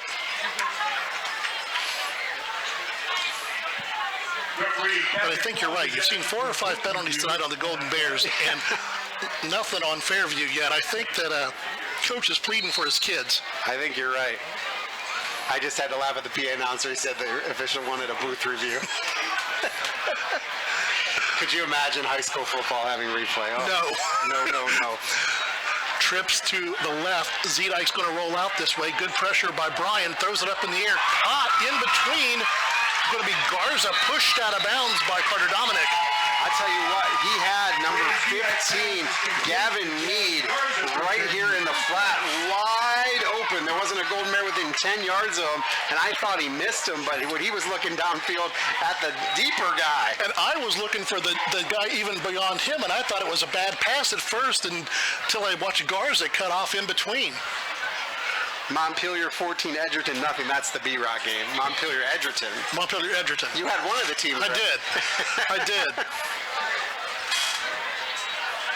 Zedike back to pass. Nowhere to go. Going to be another sack on the play. Host of Golden Bears get there. Rainer Clemens was in there. Aaron Williams was in there. And Marquez, I believe, was also in there. Yeah, Marquez was in there as well. 5'9", 207-pound sophomore again, rotating some guys in. 4th sack on the night for the Golden Bears. Going to push the ball back to the 49-yard line. 2nd down, 12. Zedike had a little bit of happy feet back there too. He was dancing. He did. Comes back again to pass. Got time. Throws it out of the flat. Going to be caught. Going to be a nice gain on the play. Cuts it back inside. Has a block, and it's going to be a Fairview touchdown. Wow. Logan Olinger got loose. 49-yard touchdown. That's Fairview. How many guys missed that? And I think it was Brevin Williams that made a big block downfield on Langendorfer, who was the last man to beat. And so we're at 34-22, 7:44 to go, and Fairview's on to try for 2. This is crazy. Just the amount of points here in this game. Oh my gosh. Nobody's playing defense. You know, I don't want to get my calculator out and do calculations, but I'm thinking we're looking at a 72-58 game when this one's done. Did you make a prediction? I did not today. I'm glad Jim didn't ask. I'd have been way wrong. Garza in the backfield with Zedike. Slot left, slot right. Zedike back to pass. Throws it to the corner. Caught. Nice pass, nice catch to Brevin Williams. That's going to cut the lead to 10. 34-24, 7:44 to go in the first half. You're on the Golden Bear Sports Network. Why do so many people travel to Jason East Automotive Services in Edgerton when they want their vehicles repaired? Because Dave Brown and Sam Bailey have over 60 years of experience fixing the problems that other mechanics couldn't. They work on all makes and models, and they specialize on imports. Recently, they have expanded their service area by almost 50%, and they've hired Eston Knerk to their staff. So if you have a vehicle, foreign or domestic, that you want fixed right the first time, take it to Jason Dietz Automotive Services on the east side of Edgerton.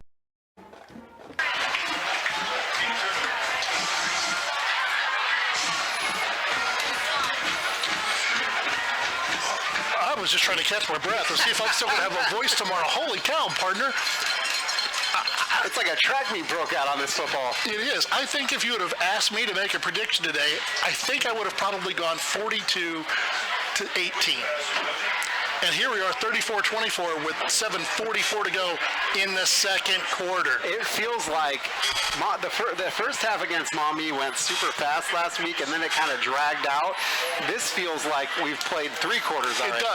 It does. My wife asked me what my plans were for Saturday, and I said, I think I'm going to throw something on the grill, park myself in the chair and watch college football all day, and maybe gargle salt water to go with it. Some hot tea. Little Ricola. You got your bag of cough drops. Got my bag of cough drops up here. So the last time Williams took the big run up, he topped the ball and tried to drag it. This time, if you look at the angle of the ball, I think he's going to try to pop it up in the air. Instead, hits a low line drive, going to picked up by Hahn, out over the 30, going to be wrapped up and brought down by Williams, the kicker, follows his own up, brings him down at the 33, where it's going to be a Bryan first down. I tell you what, I hate to say it, we're on the Fairview sideline here, up in the press box, and you are feeling the energy of this crowd. This crowd is in it, and, Bears need to be real careful here in a rivalry game. They do. They do. You don't want to let that energy, we talked about early, hope. And right now, they've got all the hope in the world. Stoppage of play on the field. It was the play clock hadn't started yet. You got trips to the far side. Carter Brown down by himself on the near side. Harold in the backfield with Kepler.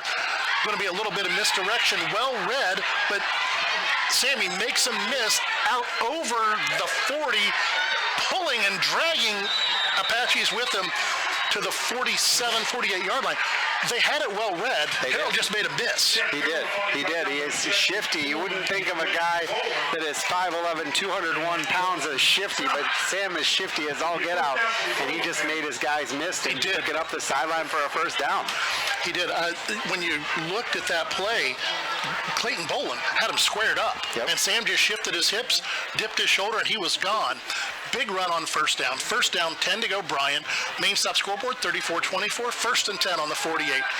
Harold in the backfield with Kepler, 3 to the left. Now they're going to even it out as they bring Maddox in. And that's a 13 and not a 12 again. That's Weber again.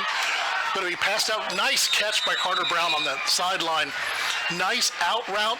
You saw him working on it in warm-ups. They were running that route over and over and over again. So Weber getting some time on the offensive side of the ball.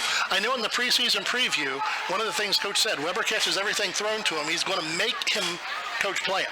Yeah, and Weber had a nice crossing route across the middle, and he would have been a good option there, but Brown just able to get himself in position and pick up 9. Second down, 1, 6.5 to go here in the first half. Bryan slowing things down now. Going to be a keeper by Kepler, nowhere to go. Well read that time by the entire center of the Fairview line. Austin Gates in there. Dawson Signs also came in there and wrapped him up. Going to be third down and 2 now. I guess they're going to give him a loss of 1 on the play. 3 to the right, 1 to the left, 1 in the backfield.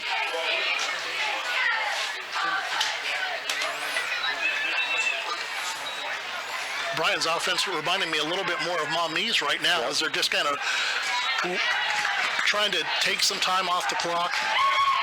Pass over the middle, high over top of Hahn. Pass was high. Yeah, and Hahn could not take care of that because it was up too high. He tried to climb the ladder, but Bryan got in there and broke that up. Langendorfer and Dominic back on. Jessing and Weber to go off on this fourth down play. Looks like the Golden Bears are going to go for it. You're kind of in that no man's land. Yeah. Dominic's going to come to this side. You've got Carter, Brown, and Dominic this side. Hahn and Langendorfer to the far side. Harold in the backfield with Kepler. There's a snap. Fake the handoff. Kepler time to pass. Going to try to escape. Going to get enough for the first down, but it's going to come back. I think they're going to get a hold. Yep, I think they're going to get Connor Hogan on the hold here. Kepler on the run for the Golden Bears. That's the mark. Another penalty against Bryan. Well, that'll make it 4th and a lot. 4th and 13, and I think this is one you may want to think about punting it away now. Yeah, absolutely. You're back on your own side of the field. And when you looked at it, everything on that play went to the right side, and there was all sorts of green grass on the left side, but Kepler decided to go to the right where all the blockers were. He might have got the first down on the left side without a penalty. That was a big penalty because that's going to take away a first down and make Bryan give the ball back to Fairview. And this Fairview offense has been pretty impressive tonight. Yeah. I think there's going to be a lot of halftime adjustments going on in the Bryan locker room tonight. Snap back, Uran gets it, nice spiraling kick high in the air. Going to be fumbled at the 22, fumbled at the 17, recovered at the 22. Carter Dominic came in there with a big hustle trying to get that ball, but Fairview did a nice job of getting it back. I think that was Brody Williams back there who muffed the punt and picked up his own. That could have been a big momentum swing. Absolutely. Now you got Fairview with 5:16 going here, second quarter. They're down 10, and they get the ball to start the half. This is one of those where Bryan needs to, you said it earlier, Chris, impose their will. Trips to the near side, 2 to the far side. Zedek back to throw. He's got a man downfield. He's open. He's caught it. It's Meade. He's on a dash to the corner. 30, 20. They're not going to catch him. Touchdown, Fairview. Oh, my goodness. Here it is on the Welling Construction replay. He just threw it up. And Meade had 5 yards on his guy, and he just is fast. It was a track meet to the end. The Golden Bear was in pursuit. I think that was Weber on pursuit. Weber was in pursuit. He got rubbed off the play, but then a little bit of a fresh mistake. He took the angle for the ball instead of sticking with his man, and when the ball came down, he was already out of position. And the Golden Bears also got hurt there by the fact that the referee was kind of screening the Bryan guy, too. He was. 76 yards on that completion touchdown. Going to make the game 34-30. 64 points here in the first half of play. Not even the first half of play. The first 19 minutes of play. Let's be honest, brother. You and I have done basketball games that the final scores weren't 34-30. Yes, it's absolutely Zedek back to pass, complete, 2 points, 2-point game, 34-32. 5:02 on your main stop scoreboard. Bryan 34, Fairview 32. You're on the Golden Bear Sports Network. Let's play together. Bryan, Ohio will have a new inclusive playground on the site of the former Lincoln Elementary School. An inclusive playground is a place for children and families of all physical, mental, and social abilities to learn, play, and grow together. We are currently raising funds with the goal of starting construction this fall. The Lincoln Park Inclusive Playground Project is an initiative of Bryan Parks and Recreation using a project fund at the Bryan Area Foundation. To learn more or make a donation, visit BryanAreaFoundation.org. We're back at Fairview in a score that I'm not sure any of us expected. Fairview, who hasn't won since 2021. You know, next week is the first week of conference play. Yep. And there are those times during the year where you look past an opponent. And I know that Coach was trying to make sure they didn't look past an opponent. But, you know, these are high school kids, and sometimes they look past opponents. 66 points, though, scored in the first quarter and a half. And when you look at these two teams, you don't think that that's going to happen. No. I'm baffled. We have no answer for a big play. And that's the thing that happened against Van Wert. We had no answer for the big play. No answer for the big play. You know, the only thing is this time is our offense has been able to respond fairly well. When we haven't shot ourselves in the foot with penalties, the offense has been able to respond. You know, I think that the whole thing about this game, if you talk to Coach, it's going to be discipline. Discipline on penalties, discipline on missed assignments. Here's run up at the kick. Once again, a little short one taken very by an up man. Is that Dominic? Yeah, it's Carter Dominic. He did a wise thing by just falling down. Yeah. Live to fight another day. You don't want to go try to pick that up and make something out of nothing. That one came off like a line drive to third base that he just caught and took it into the dugout. Yep. So 5 minutes to play our second quarter, and 66 points have scored. 34-32. I got to be honest. I'd like a 12-play, 56-yard drive to end this one. Kepler in the backfield. They got Wolf and Sammy Harold back there with them this time. Fairview's had a really good answer for Damian Wolf. That's going to be offsides. We finally got one on them. First up, again, Kepler doesn't use the hard count very often, but when he uses it, it's effective. Going to make it 1st and 5. Push the ball out close to midfield at the 49. And I think they've switched defense up a little bit on that last play. They had one of their linebackers up almost to the line. Gives it to Harold. He breaks out of one tackle in the backfield, out over the left, cuts it upfield, still on his feet, down inside Fairview territory into the 40. Just good hard running that time by Sam Harold. It was, and he had a guy on his ankles, and he just kind of hopped his way out trying to get it a little bit further, and he ended up picking up the first down on that good run there by Sam Harold. And once again, Grinnell Dennis had him in the backfield, and Sam made him miss and got the first down. Once again, putting in Harold out over the left side again. He's got space this time inside the 20, 15, 10, 5, touchdown Golden Bears. No penalties on the play. You wanted a 12-play drive that lasted a long time. You did not get that. I got a 2-play drive that lasted at 30 seconds. Yep, and we didn't even make it into the red zone. So we haven't had a lot of red zone opportunities today. No, not tonight. It's been big play after big play after big play. 40 to 32, and we've been people have been in the red zone maybe twice. Twice. Wow. And again, the Bryan defense is really going to need to step up here. Snap, hold, kick. This one spirals. Looked like a punt, but it's good. 4:34 to go in the first half. Your score, Bryan 41, Fairview 32. You're on the Golden Bear Sports Network. Rooting on the Golden Bears is a tradition that brings us all together.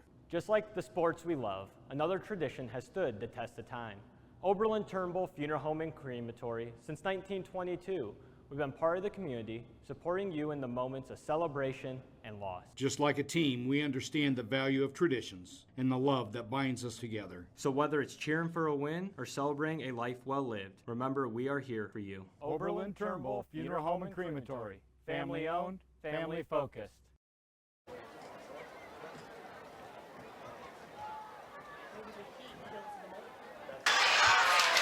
An update from St. Mary's. Defiance leading the Rough Riders 22-6. With Defiance trying to go 3-0 for the first time in a long time. Yeah, absolutely. Coach Kuber's got things going in the right direction. He's got things going in the right direction over there. They do. That Defiance team reminds me an awful lot of this Bryan team and the way they play offense. It's just everyone seems to have that. If you've got that stud quarterback and a good running back, you can make a lot of things happen. It's kind of interesting because in the NFL, it feels like they're devaluing the running game just a little bit, but in high school, it's alive and well. It is very much alive and well, especially here in Northwest Ohio. Nice kickoff. This one's going to be taken, I believe that's number 25 on the return. Xavier Schiniger. Schiniger is going to get out over the 25 to the 28, where it's going to be first down and 10, Fairview. Just one Schiniger on the roster tonight for the Apaches. When you played them in baseball, you had 3. Going to mark him officially at the 27.5. First down, 10 to go. Ball on the far side of the field. We'll see if this takes 1 or 2 plays. Just saw Bryan Principal, Mr. Steve Allspaw come through. Reminder that we have the Bryan High School Marching Band for you coming up. They'll be first. So right after our halftime timeout, we will have the band for you. So stay tuned for that. We may have to take the whole halftime to just save our voices. We might. Nobody deep for Bryan. Trying to play these guys man up. Zedike rolls out. Pass on the sideline. Complete. Once again, I believe that is going to be to number 15. Gavin Meade. He's the guy that had the big score last time. Yep. And that kid does not easily go down. He's dancing and he's trying to make something happen. Twins to the left, twins to the right. Slots both way. One back in the backfield with Zedike. Zedike back to pass again. Looks downfield, dances, throws it deep. This one's well read, intercepted. Kepler and Garza battling for that one. Kepler brought it down. Big change of momentum right there. Nice play. Absolutely. And, you know, we talked about how the Golden Bears in the past couple of games have gotten themselves into trouble by batting the ball or hitting the ball up and letting the receiver get it. That time, Kepler did a nice job of getting his arms up, and he caught it in a way that there was no way it was going to get knocked out. We saw the nice replay on the Welling Construction replay. It was a really good play by Kepler, almost playing center field, just out-battled his man for the ball, kind of boxed him off, brought it in. And video replays tonight being sponsored by Welling Construction, a third-generation family-owned general contractor. We specialize and pride ourselves in building quality custom homes, major renovation projects, and commercial work. Your vision, our expertise. Contact us at 419-636-3712. Ball's pulled out by Kepler, pass on the sideline, I believe, to Hahn. Looks like the ball's going to be out, and it's going to be Fairview ball. Wow. Let's see if we can see that one come out on the replay. It was low. He never really secured it, and it got stripped. Yep. And the person that stripped it was, we've called his name a lot tonight, number 10, Brevin Williams. He's been your punter. He's done a lot, and that time he stripped Drew Hahn. And so turnover for turnover. Here we go. Back to checkmate. 41-32. Bryan leading. 3:35 to go in the first half here from Fairview. Fairview's got the ball on the plus side of the field at the Bryan 34 after the fumble. Zedike got the play on the sideline, brings it into the huddle. Fairview breaks. Ball on the far hash. Slot left, slot right. One in the backfield. Garza's with Zedike. Zedike takes the snap, puts it in Garza's belly, gives it to Garza. Going to be up the middle for about 3.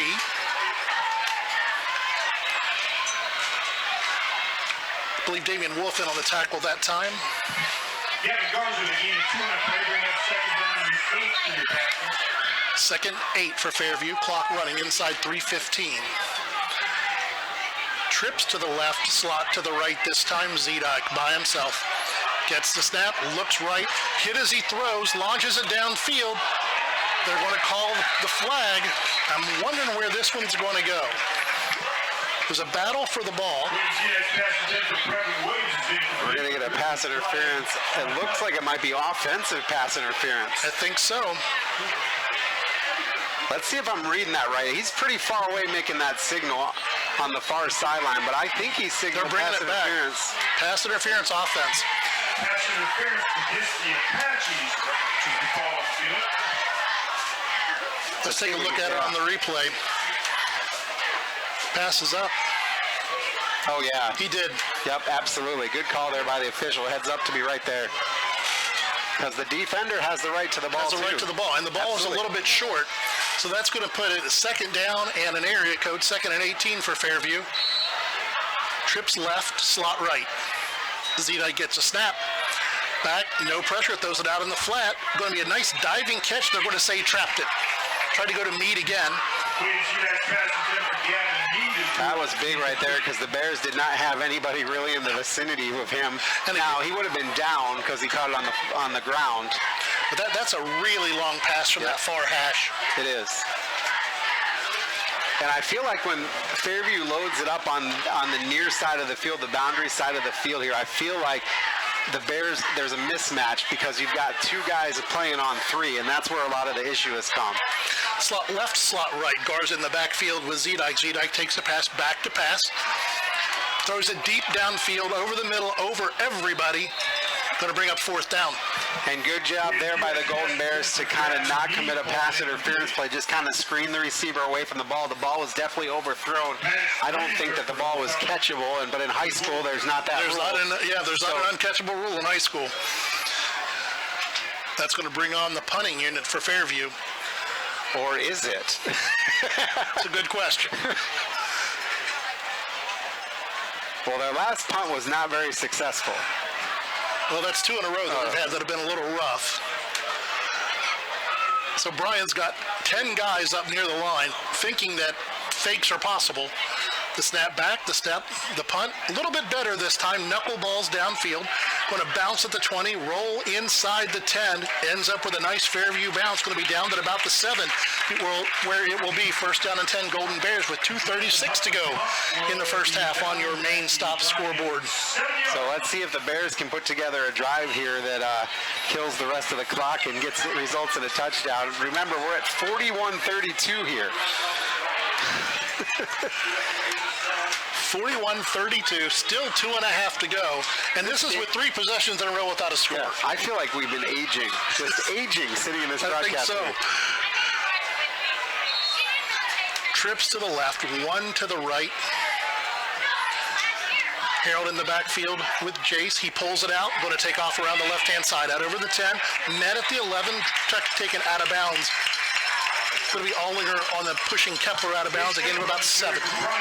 Nice job there by Kepler. Again, we've seen that play several times where he puts it in Sam's belly, gets the defense to bite, and then heads the opposite way. Dawson Signs and Brett Grind did not fake on it, though. Did not bite that Didn't bite that time. Going to be 2nd and 5. They give him 5 on the play. Knocked out of bounds at the 12. This time puts it in his belly, goes with him, pulls it back out, and goes up the middle. Going to be out over the 15, where he's going to be wrapped up and brought down just short of a Bryan first down.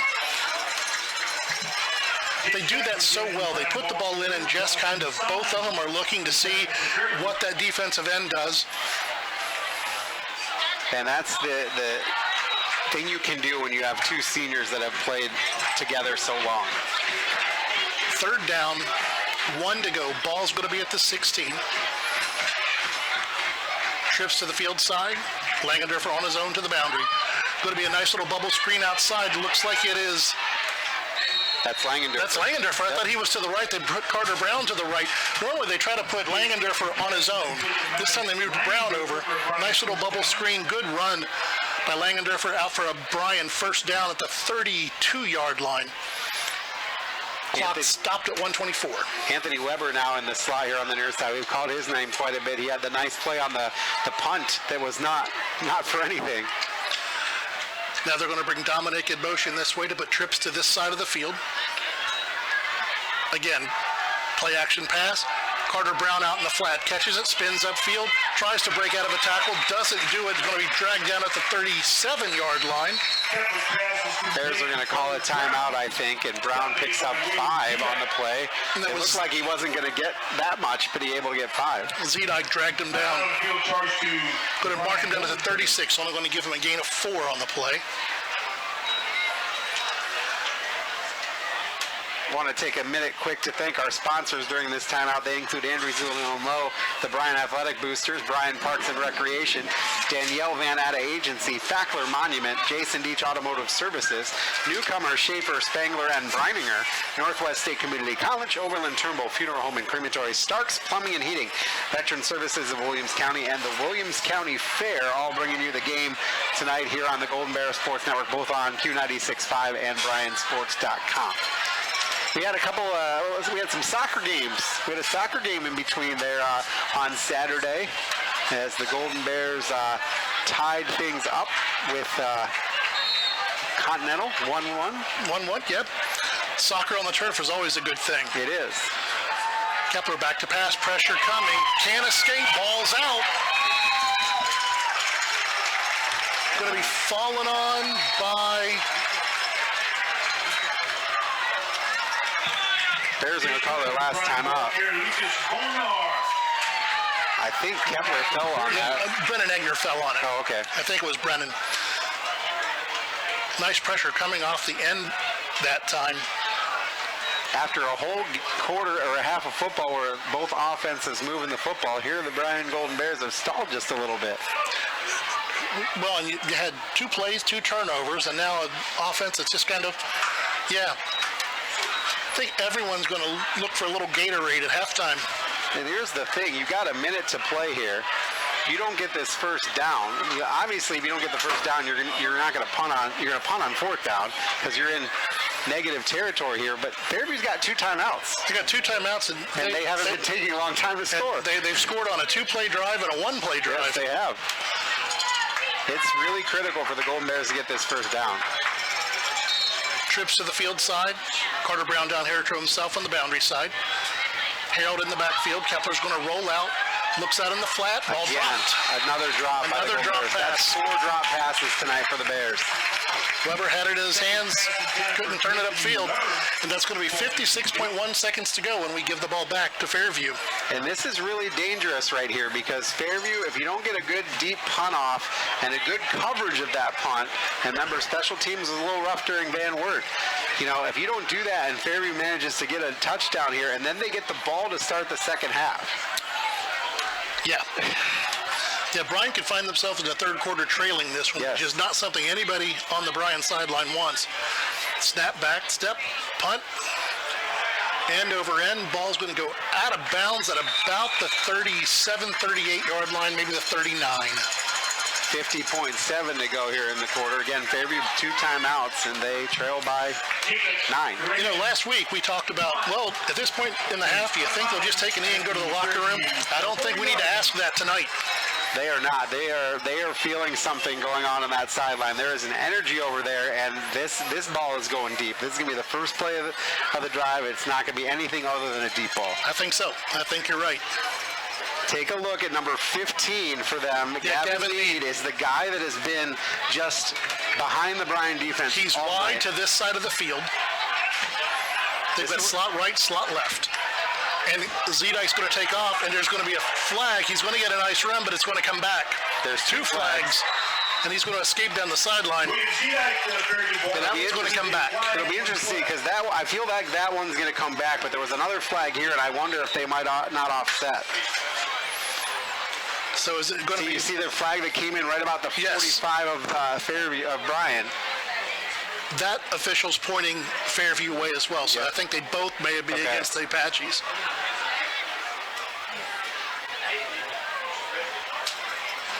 Well, Fairview is marching back. The one flag is on the 39, and then the other one got thrown somewhere in the vicinity of the 44-yard line on the Bears side. I think it's going to be 1st and 20. Block in the back is declined, but and the hold's going to be accepted. Yep. And again, remember, the penalty was at the 39, so a yard behind the line, but this year in high school, the penalty is marked from the place of the line of scrimmage, not from the place of the hold, unless the hold is on the positive side of the line of scrimmage. 1st down 20, 41.8 seconds to go. Slot left, trips right.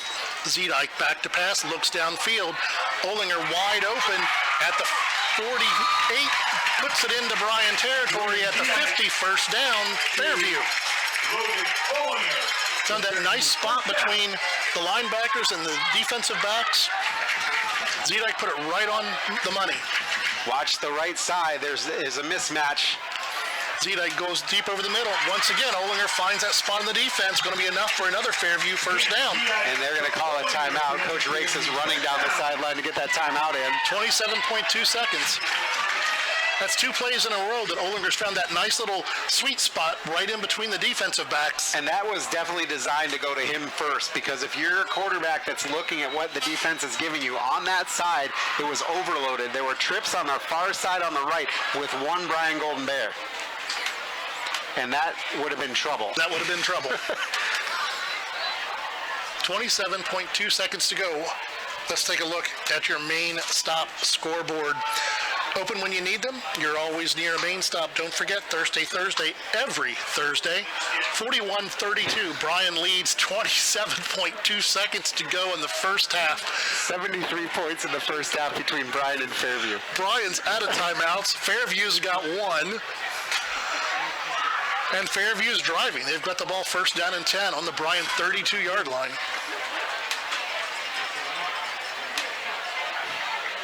I'm just floored by this. It's like an offensive track meet. It is. Not a lick of defense being played. Trips to the right, slot to the left. Zedike looking left all the way, airs it out downfield. There's going to be a penalty. Yep. 1, 2, 3. 3 penalties come in on that one. Yep, that was a sophomore getting beat badly, and then at the last minute interfering.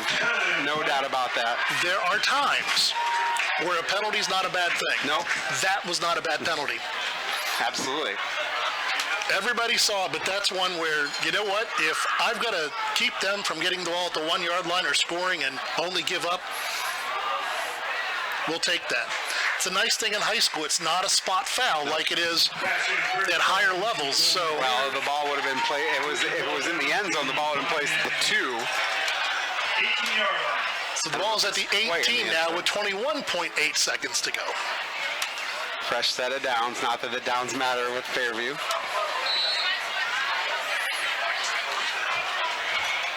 Trips to the field side, slot to the boundary side. Z-Dice going to take off up the middle. Another flag's coming in. He's going to get into the end zone, but I think it's going to come back. I think we got a hold or a block in the back. Because Coach Rakes is about 5 yards onto the field, and he's not happy. And he's not like Coach Redhead was asking the official what happened. He was kind of hot at one of his players on that one. He knows it. He knows that you didn't need the hold there. We still have 15 seconds to go, Dave. Wow. You know, I was commenting when we got here how gorgeous the beans and the corn look across. It may be harvest time before we're done here tonight. Absolutely.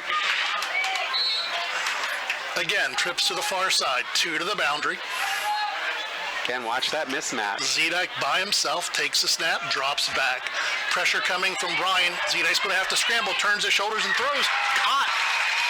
Once again, Gavin Mead. Well, I tell you what, Z-Dike making something out of nothing. He was pursued by 2 Golden Bears, as you can see on this Welling Construction replay, and he's still able to get it out. 4.9 seconds to go.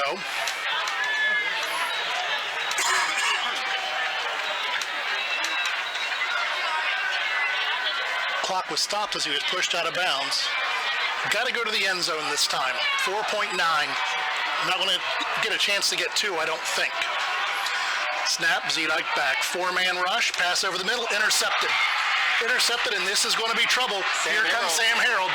Harold out over the 30, out to the 40, 50, 40, 30. Only Z-Dike to beat, and Z-Dike slows him up enough to stop the pick 6.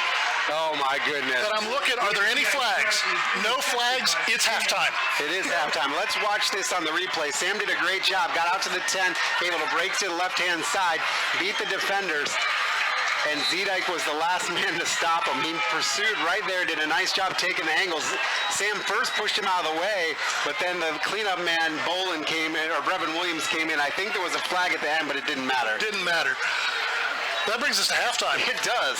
41-32 at halftime. You're on the Golden Bear Sports Network. Discover affordable transfer opportunities at Northwest State. Start here and save thousands on tuition. Our advising team will help you get your credits transferred. So don't wait another minute. Get started today. Every day, thousands of kids start vaping. So if you want to talk to your kids, you got to get it trending. I was just trying to get your attention. Could I just ask me? Visit talkaboutVaping.org for tips on when and how to have the vape talk. Why do so many people travel to Jason Eats Automotive Services in Edgerton when they want their vehicles repaired? Because Dave Brown and Sam Bailey have over 60 years of experience fixing the problems that other mechanics couldn't. They work on all makes and models, and they specialize on imports. Recently, they have expanded their service area by almost 50%, and they've hired Eston Knurk to their staff. So if you have a vehicle, foreign or domestic, that you want fixed right the first time, take it to Jason Dietz Automotive Services on the east side of Edgerton. Welcome back here to Fairview. 41-32, Bryan leads at halftime. And we're going to take a break to let you watch and listen to the Bryan Golden Bear Marching Band.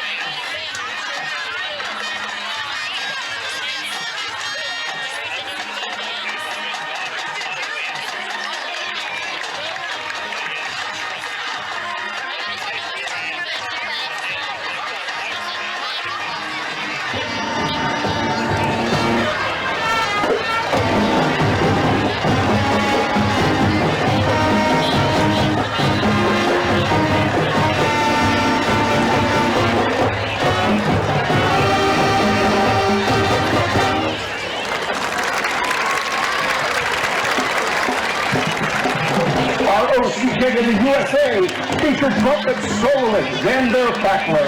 Nice job, Xander. We continue our rock show with a trip back to 1991 and an alt rock piece that brought grunge into the mainstream. The song has been called the Louie Louie of the 90s, and its murky, incoherent lyrics by Kurt Cobain.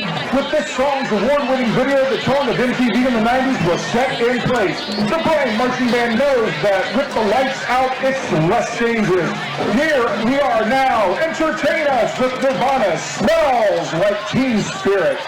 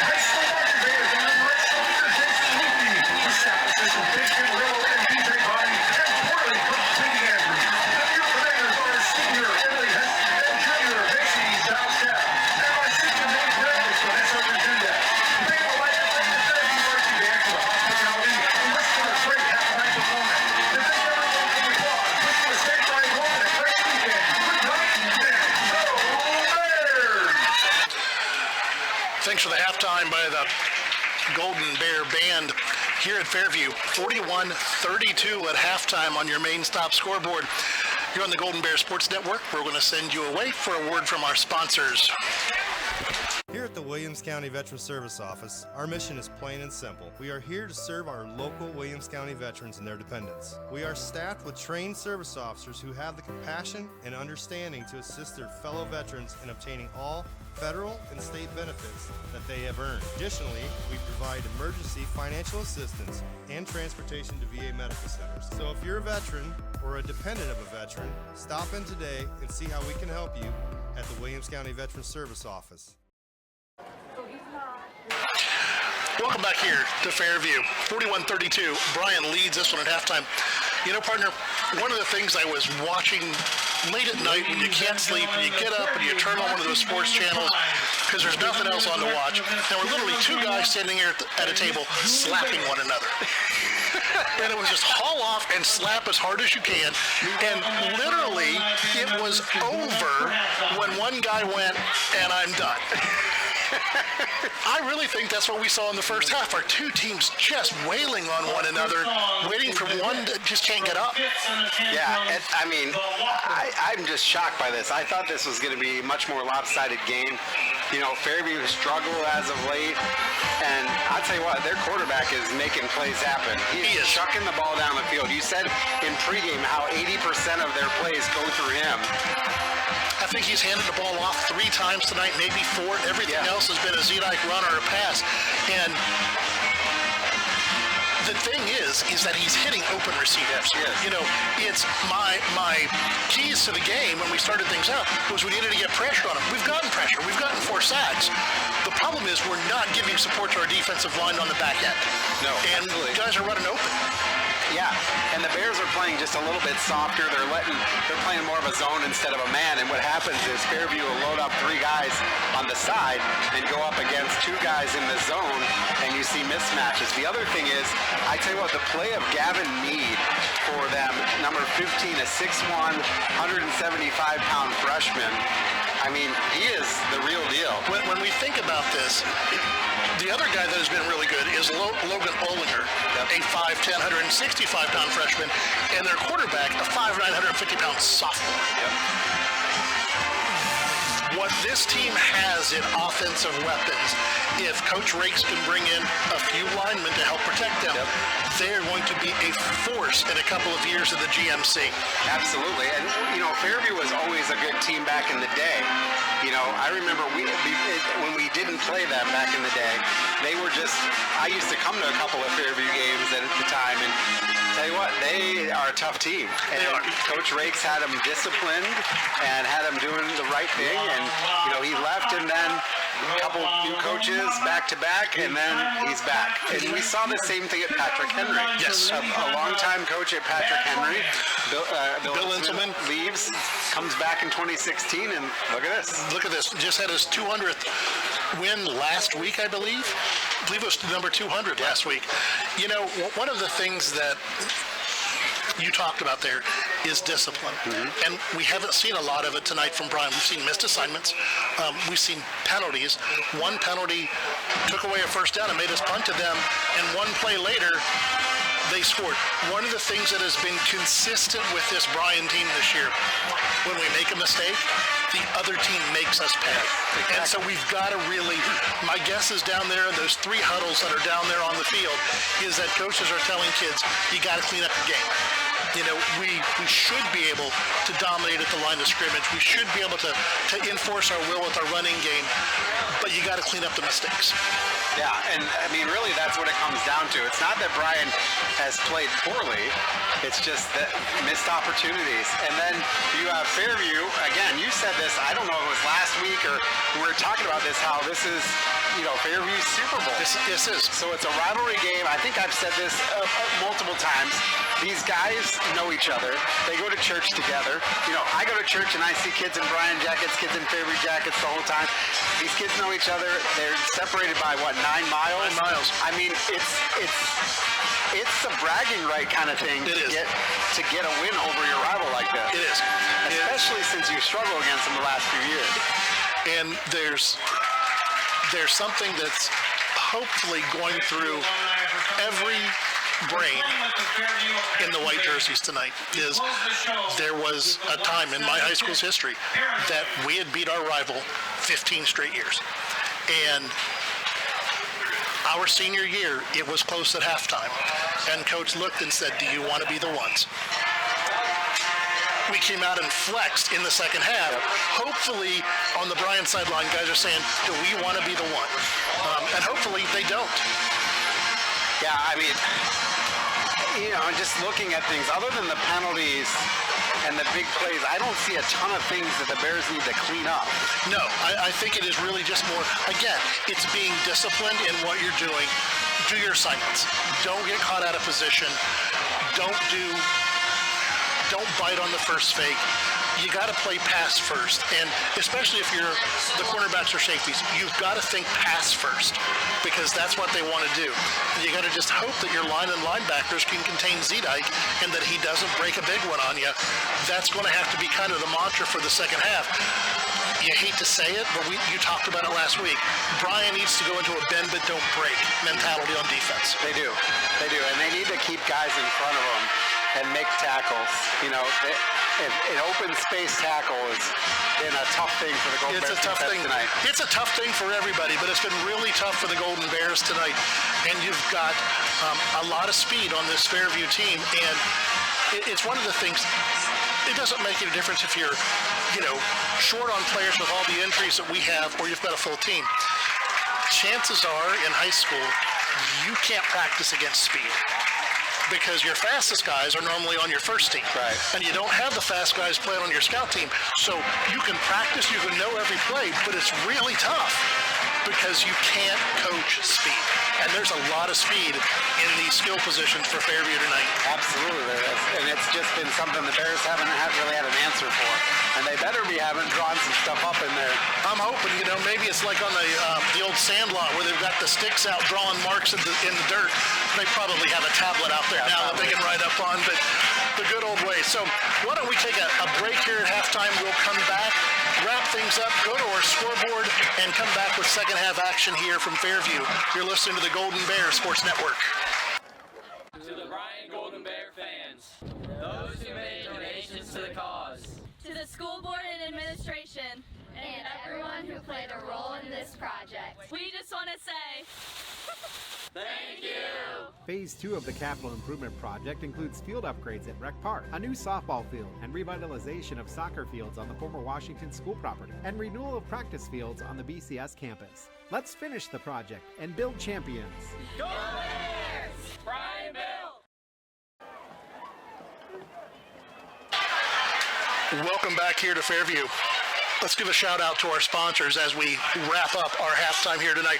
Andres O'Neill and Lowe, the Bryan Athletic Boosters, Bryan Parks and Recreation, the Danielle Van Atta Agency Fackler Monument, Jason Deach Automotive Services, Newcomer Schaefer, Spangler and Brenninger, Northwest State Community College, Oberlin Turnbull Funeral Home and Crematory, Stark's Plumbing and Heating, Veteran Services of Williams County, and the Williams County Fair. Let's take a look at the out-of-town scoreboard while we're here trying to catch our breath getting ready for the second half. In the fourth quarter, Defiance leading St. Mary's 30-15. Liberty Center 38, Otsego nothing in the third. North Central 22, Fremont nothing in the third. Oak Harbor 35, Port Clinton nothing in the third. Van Wert scored. They're ahead of Salina now 7-3 in the third. Highland 30, Crestview 6. Huron 20, Genoa Area 7. PH over Columbus Grove 34-14. Delta 24, the Lake Flyers 14. Holgate over Britton Deerfield 28-12. Bluffton 35, Ayersville nothing. Archbold 41, Tenora nothing. Pillier 21, Edgerton 7 entering the third quarter there. Wauseon 7, Eastwood nothing. Kenton and Elida tied at 14, and my screen just refreshed. Eden 34, Hicksville nothing. Ottawa Hills 42, Swanton nothing. Antwerp 45, Hilltop nothing. Northview over Napoleon 14-7, and Evergreen over Rossford 18-6. And here it's 41-32 Bryan, with Fairview getting the ball to start the second half.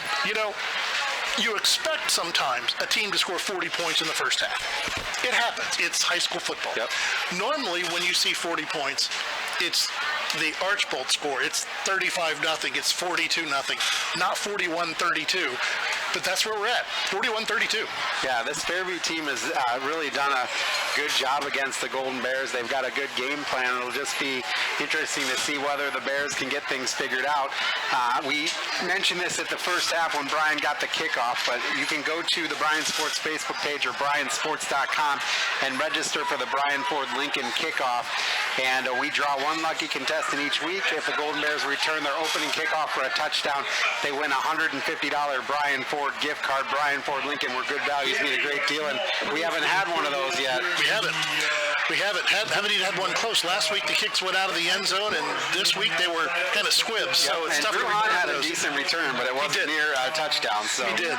You know, I think it's also, as we were talking about our sponsors, probably want to give a shout out to Stockman Lawn Service, our Red Zone sponsor, because all the scores tonight, except for maybe twice we've been in the red zone, every other time has been big play, big chunk, and so it's tough to give a shout out to your sponsor when there's nothing to sponsor in that area. Bryan's back on the field. Fairview's back on the field. Golden Bears will be kicking off to start this second half. What do you expect? I tell you what has to happen if you're the Golden Bears, you need to get a stop. It doesn't have to be a 3 and out, but it has to be a stop. If you let Fairview come down and score and go for two, it's a 1-point ball game.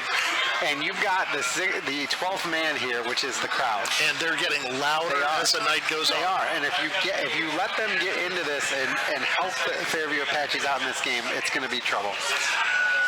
So if things keep going the way they're going, we're going to have a final two of 82-64. Yeah. And my congregation is going to go, Pastor, why aren't we just doing a hymn sing on Sunday? But yeah, I mean, what a night. We've caught a game of football in the first half. We really have. I mean, this is a final score for most teams. And if you look at a lot of our scores that came in on the scoreboard, you've got some games that are in the fourth quarter. You got some games that are running clock. What was it John said last week for the Bryan Times as we were wrapping things up in Maumee? Can Bryan please give me a game that we don't end at 10 o'clock? Sorry, that might be the case. Sorry, Johnny. It's 10 till 9, and we're just starting the second half. I don't think it's going to be the case tonight. Going to be another late deadline night for the newspaper guys. Oh, but it's just, I'm just really surprised at the offense that Fairview be able to show. They, if you looked in the first week, they didn't have it. You know, new coach, another new system. It took them a while to get there. If you looked at the second half last week against Delta, they roared back. Mm-hmm. If you look tonight, it is firing on all cylinders. One last halftime break, then we'll come back for the second half kickoff. The main stop scoreboard, Bryan 41, Fairview 32, as we get ready to kick off the third quarter on the Golden Bears Sports Network. Discover tremendous scholarship opportunities at Northwest State. Over the past 2 years, we have awarded nearly $2 million in foundation scholarships. That's free money for college. Don't miss out. Apply today. STEM is everywhere, like here, behind the scenes of The Walking Dead. STEM can create new worlds on and off the screen. The only limit is your imagination. Get inspired at shecanstem.com. Welcome back here to Fairview. Minute and a half before we kick off this second half. Everybody out on the field. Air's getting cool. Feel a nice little breeze coming through the press box now. Again, a beautiful night for football. Reminder that next week the Golden Bears will be back home as we open NWOAL play against Delta. Yeah, back on the turf. Back on the turf, and Bears have had a couple of games away. It'd be nice to get back to the turf and see what we can do, and that'll be a 7 o'clock kick at Golden Bears Stadium, and it's hard to believe it's week 4 already. And it'll be nice to get home after all the hype and Van Wert on the first, and it'll be nice to be able to come out at home, hopefully on a 2-game winning streak. Don't want to go into next week 1-2. No. Want to go into next week 2-1. And, you know, we talk about how good Fairview has been tonight. you got to understand, we're still winning. Yeah. You know, it's closer than we thought it would be, but Bryan's still up by 2 scores. So I don't want folks to think that we're really downplaying what Bryan's done. They've played a decent ball game, but here's the thing. Your 11 guys out on the field are out there to make plays. The 11 guys on the other side of the ball are out there to make plays. Yep. And sometimes you just have to tip your hat and say, nice play. You know, we were talking about the soccer game before, and I coached goalies for a bunch of years at the high school and at Defiance College. And one of the things I used to tell my goalies is you can't get mad about every goal. There are goals that your defense made a mistake. There are goals that you want to have back because you made a mistake. And then there are times where you just got to look and go, dude, that was a good shot. Yep. And Bryan's given Fairview every shot tonight, and Fairview's got up and hit back, and here we are. Starting the third quarter, 7 minutes until 9. A 2-hour first half. And you know what? I don't see anybody going home. I don't either. The good news is for us, lugging all this equipment up and down the press box stairs, our legs have had a chance to recover here for a bit. So we have to take it all back down. We're going to take it all back down. Here's the run-up and the kick. End-over-end kick. Going to be taken at the 15. It's going to be Meade. No, it's not Meade. That's somebody. Nice tackle. That was number 11, Jonathan Huffman. That was Huffman on the return, and a really good tackle by Anthony Weber. Weber spun him down at the 40. And one of the things that we hadn't seen a lot of on kick return that time, you can tell that Fairview watched Van Wert tape. The first thing he did was try to make a cut, take it back the other way. Yep. This time, Weber was waiting for him. First down, 10 to go. See what the Bears D can do right here. Really important. Shocking. No backs in the backfield with Zedike. Here's the snap, 4-man rush. Pass over the middle, caught, drugged down. There's going to be a penalty flag coming in. It's not. No, it looked like he was going for the I thought it was going to be either a collar or a face mask. He got him up high. Going to be a gain of about 8, second down and 2. Really good tackle that time. No flag came in. Really good tackle by Cody Schaefer. But once again, finding the soft spot in the zone. Zedike gets a snap, looks left, throws left, ball complete out in the flat to Garza. Garza wrapped up and brought down. I'm going to see Schaefer. Schellenberger was in there as well. Fairview just able to move the football. And you said it before, partner. They're playing a little soft on that zone, and they're finding little creases right in the middle. Garza in the backfield this time with Zedike. 3 to the right. A little bubble screen, incomplete. That was intended there for number 3, Logan Olinger, and the Golden Bears were on good defense there as Carter Brown came in there and tried to whip that one away, and just an incomplete pass. Second down, 10 to go. Slot left, trips right. Zedike gets a snap. Back to pass, looks left, has a man complete. First down, Fairview. Mr. Gavin Meade on the catch tonight. He had 6 for 36 yards coming into this game. I think he's got 7 or 8 already tonight. Yeah, and for a lot more than 38 yards. First down, 10 to go. Ball at the 32-yard line. Zedike back to pass. Pressure comes this time. Flushed out of the pocket. Throws complete. Once again, Meade breaks the tackle inside the 10. Going to be stopped, knocked out of bounds at about the 8-yard line, I believe. Looking at it on the Welling construction replay, right in the middle of a couple of Golden Bears. He breaks his way, fights inside the 10. They're going to push him out of bounds right at the 10. First down and goal. They're saying the ball's just inside the 10. Trips to the wide side. Garza in the backfield. Zedike looking right all the way. Finds Garza out of the backfield. Wrapped up. Breaks the tackle. Touchdown Fairview. And we said that the Bears need to come out and stop them, and what they did was they let them march down and score. Right out of the backfield, as you said. Once again, if we look at this Welling construction replay, we had him wrapped up, but Garza's a big boy, 5'9", 155 pounds. He's kind of a little spark fire plug out there. Once again, going for two. 41-38, a two-point conversion here makes it a one-point ball game. Gar's in the backfield with Zedike. Trips to the left. Zedike looks left, rolls left, scrambles left, wrapped up, freshman on freshman. And Zedike brought to the turf, throws the ball incomplete. And here comes a flag late. And I really hope that's not on the Golden Bears. There was a little tangle between a couple of players, and twice in this one, Bryan's gotten unsportsmanlike penalties. After the play, I think it would be enforced on the kickoff, because I think it was well after the play. That's what the referee's pointing is on the kickoff. I'm not sure if it's on a Fairview player or a Bryan player. Still waiting for them to make a decision. Referee's gone to his mic. Dead ball, unsportsmanlike, Bryan. That means they're going to kick off from the 45. Bryan's 45. Well then, another one. 3 unsportsmanlike tonight on the Golden Bears. That's one thing that Coach Redhead's not going to be happy about. No, there are going to be some times tomorrow morning that... Not going to be pleasant in the film session. Yeah, ears are going to bleed in the film session for a couple of those. And again, we talked about it in the first half. A hustle penalty, an inadvertent face mask.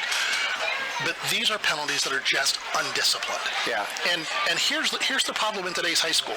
And you know what? We're part of it. This game will go up on YouTube later, and every school that we play has film on us without having to go get film on us.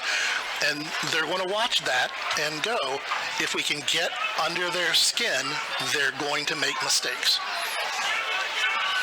And here, the way their kickoffs have been all night, you may as well go on sides here. Yeah, you should. So they're kicking from the 45 on the Bryan side.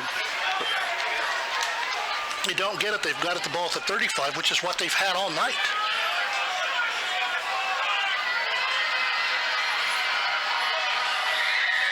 Takes this long walk back. Brevin Williams, to kick the ball short, has one of the longest run-ups of any kicker I've seen. An 8-yard run-up, and he boots it deep. Going to be taken by Langendorfer inside his own 5. Out to the right, tries to get around the corner, stops, cuts back, wrapped up, and down. Going to be down inside the 15 at about the 10 and a half. You know, that is an interesting choice there by Fairview. You could have gone onside, but if you go onside and you miss it, the Bears have it at the 35. You kick it deep. Langendorfer made a return, and he's buried it in his own shadow of his own goalpost right now. 1st and 10 from the 10. 10:03 to go here in the third quarter on your main stop scoreboard. 41-38 Golden Bears. Going to be a run up the middle, out to the right, pulling and dragging. Not sure he got very much, but Kepler had about 4 Apaches wrapped around him on that one. You can see him here on the replay. Just good play by Brett Grime. Wrapped him up, stopped him, and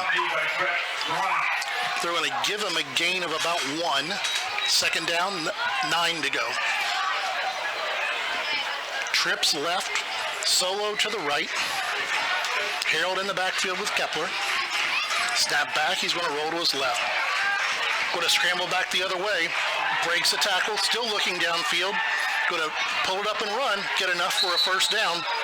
Pushed out of bounds. Nice heady play. Yeah, I was just saying that's a great heads-up play.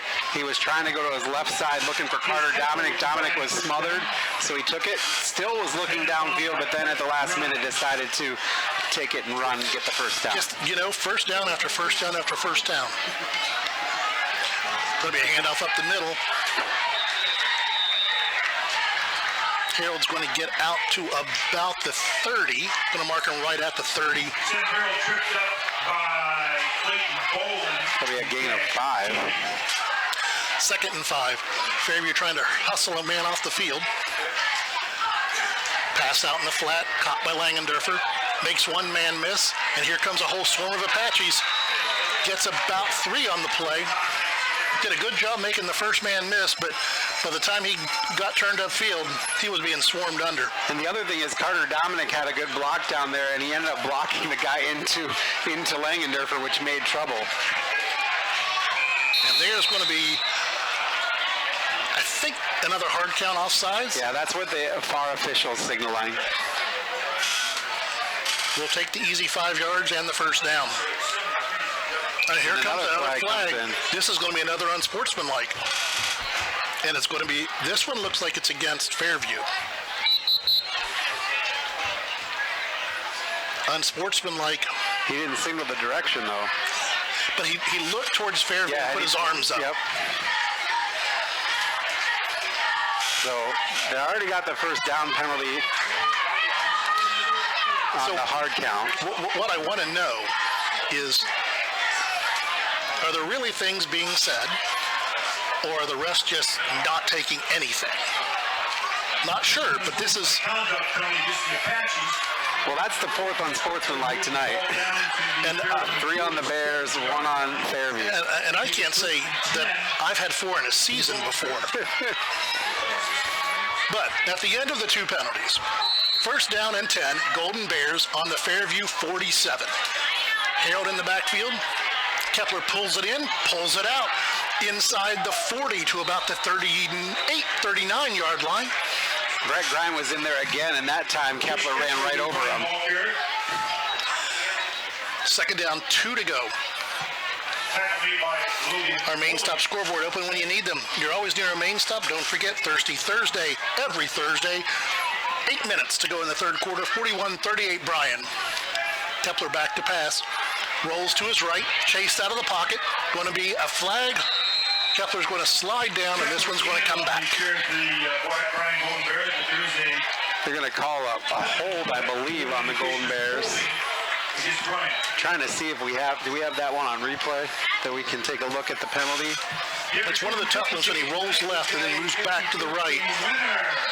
Right there it is, 55. Connor Hogan.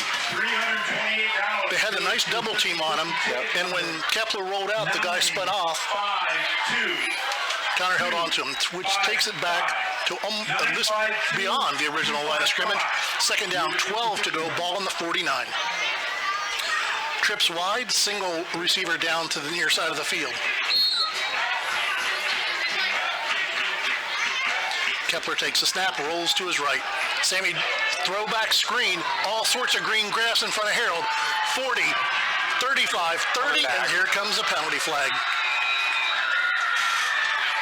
Every time. Going to be a hold against Jessing. Man, I mean, you get Sam wide open, and then he had a ton of green grass, as you said, and none of the green grass was because of the hold. No. And the hold was unnecessary. Looking at on the Welling replay, a well-designed play. Nice little throwback screen. They've got the seal taken. The penalty's actually out of frame. So it's our 3rd shot at 2nd down. We've had 2nd and 2, 2nd and 12. Now we've got 2nd and 8. Snap back. Going to be a design run. Nice move by Kepler up the middle. Runs into his own man. Powers forward, dragging Apaches with him. Good for a 1st down. I tell you what, that was great second effort there by Kepler. If you'll notice on the replay, he runs into his lineman. He ran into Brendan Egner and still able to move forward and got a little help pushing forward from Drew Hahn. 1st down and 10. Ball at the 35-yard line. Bryan getting the play in from the sideline. They're going to put slots both ways. Harold just to the right of Kepler. They're going to roll to the right. Kepler out in front of him. A nice little pass. That's Kepler turn upfield. Break through one tackle down the right sideline. Going to be pushed out of bounds inside the 20 to the 15. And since we didn't get a chance to talk about it a lot, no flags on the play. Bryan moves into the red zone. Sponsored by Stockman Lawn Service. For lawn care, snow removal, fertilizer, and spraying. Call Stockman Lawn Service at 419-636-6572. Nice run there by Sam after the catch. Always talk about yards after catch, and Sam is one of the best at that. Trips to the wide side. Going to put it in. Jace is going to keep it. I thought for sure that Sam had it that time. Well, I think Sam's actually out taking a little breather. They had that was Juhan back there in the backfield. Yeah, Juhan and Damian Wolf were both back there in the backfield. Pullman on the stop. Ball is going to be placed at the 12-yard line. Second down and about 5. Bears can get a first down inside the 7.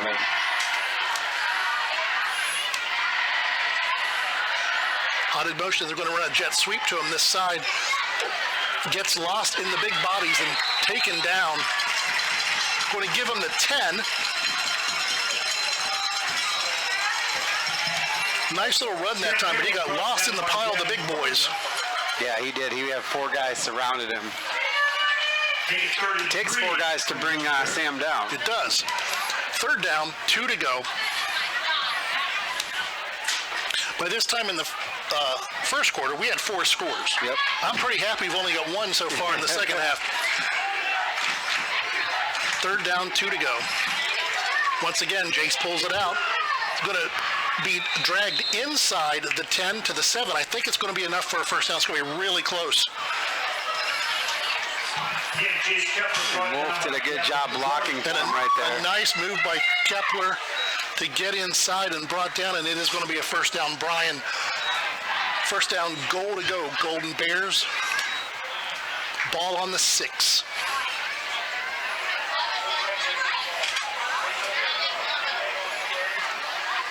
Wondering if they're having trouble figuring the play out.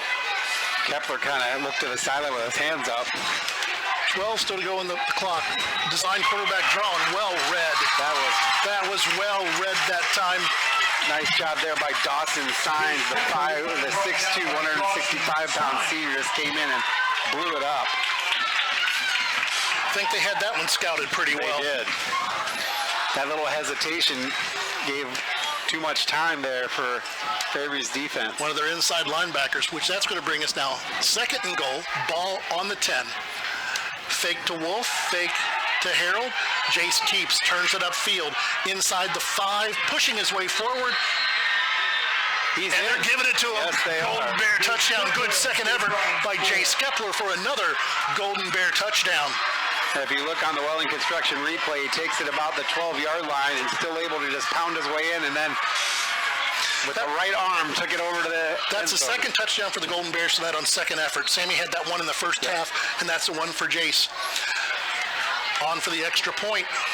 Caden Oberlin. Kick up, line drive, hits the crossbar, no good. That makes it a 9-point game now. 9-point game. 4 minutes, 50 seconds to go on your main stop scoreboard from Fairview. The Bryan Golden Bears 47, Fairview 38 on the Golden Bear Sports Network. The Fountain City Amphitheater provides opportunities for families and friends to have fun at many different events. After winning Season 21 of The Voice on Team Kelly, Girl Named Tom recently performed a free concert on the AMP's incredible outdoor stage, thanks to numerous corporate and family sponsors. With a 5-tier sponsorship opportunity, you can help support this project and all that is to come. Sponsorships promote brand exposure and include unique bonuses with each tier. To learn more about how you can help provide quality programming at the AMP, visit cityofbryan.com/FC Amphitheater. Well, here we go. 4:50 to go in the third quarter. Bryan leading 47-38. Did anybody have 85 points scored and still a quarter and a half to play? No, I don't think anybody did. And, 2 touchdowns here in the second half. Not on pace to do what we did in the first half, but, I realize that there is legal online gambling now in Ohio. If this would have been a college game, everybody who took the over would be very happy right now. I hope it never comes to high school. I hope it never does.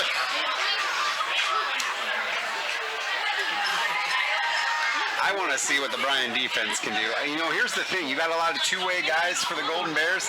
This track meet, going back and forth has probably worn a lot of them down. I I bet. This is one of those where, like last week in the second quarter, the Bryan defense needs to earn its stripes this time and make a nice stop.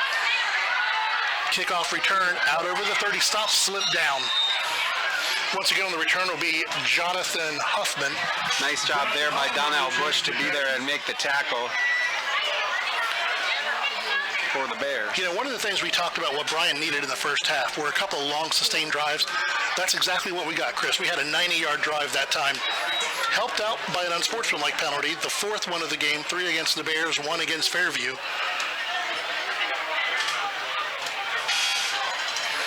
Ball at the 31, first down 10. Zedike by himself in the backfield. It's got to be awful lonely back there for him, don't you think? Bryan back to the 3-man front, dropping people into coverage, but again, a soft spot in the zone. Caught, short gain, wrapped up, going to be a gain of about 6. Nice job there by Sam Harold and Gavin Jessen coming in to wrap him up. Trying to drop 8 men into coverage, but they're still finding that little soft spot. Slot left, slot right. This time Garza in the backfield with Zedike. They've kind of bunched the offense up here. And it's going to be that design quarterback draw, and he's got room out to midfield. Run out of bounds at the 46-yard line. Zedike with another nice run. If he isn't doing it with the pass, he's doing it with his legs. Who needs a running back? Exactly. I think he's given it to Garza maybe 4 times tonight. Other than that, it's been all William Zedike. And remember, the kid's a sophomore. He's a sophomore. Do we want to keep this rivalry going in a couple of years? Once again, he's going to go up the middle. Brought down short gain this time. Nice. Clemens came in and did that, and then they had some help from Damian Wolf to finish it up. Gain of about 3.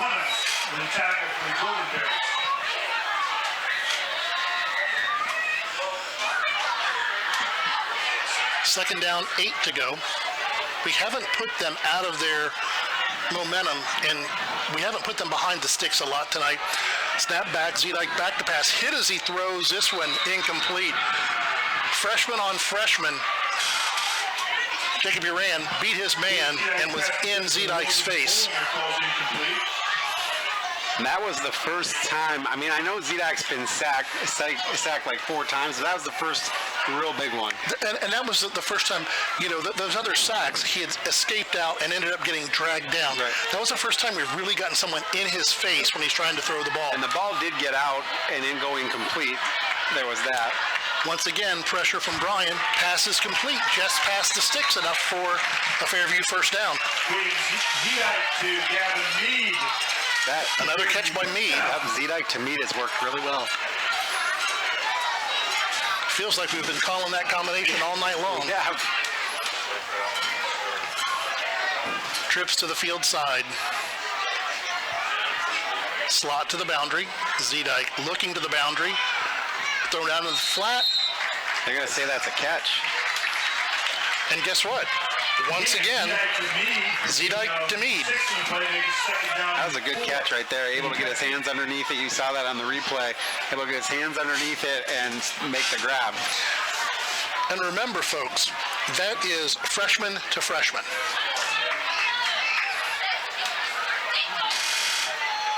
Fairview looking for the play coming in. Clock running. 2:45 on your main stop scoreboard. Bryan 47, Fairview 38. 1 in motion. Zedike's going to roll. Pumps to the flat. Scrambles, throws, has a man, but dropped. Pass was intended for Brett Grind.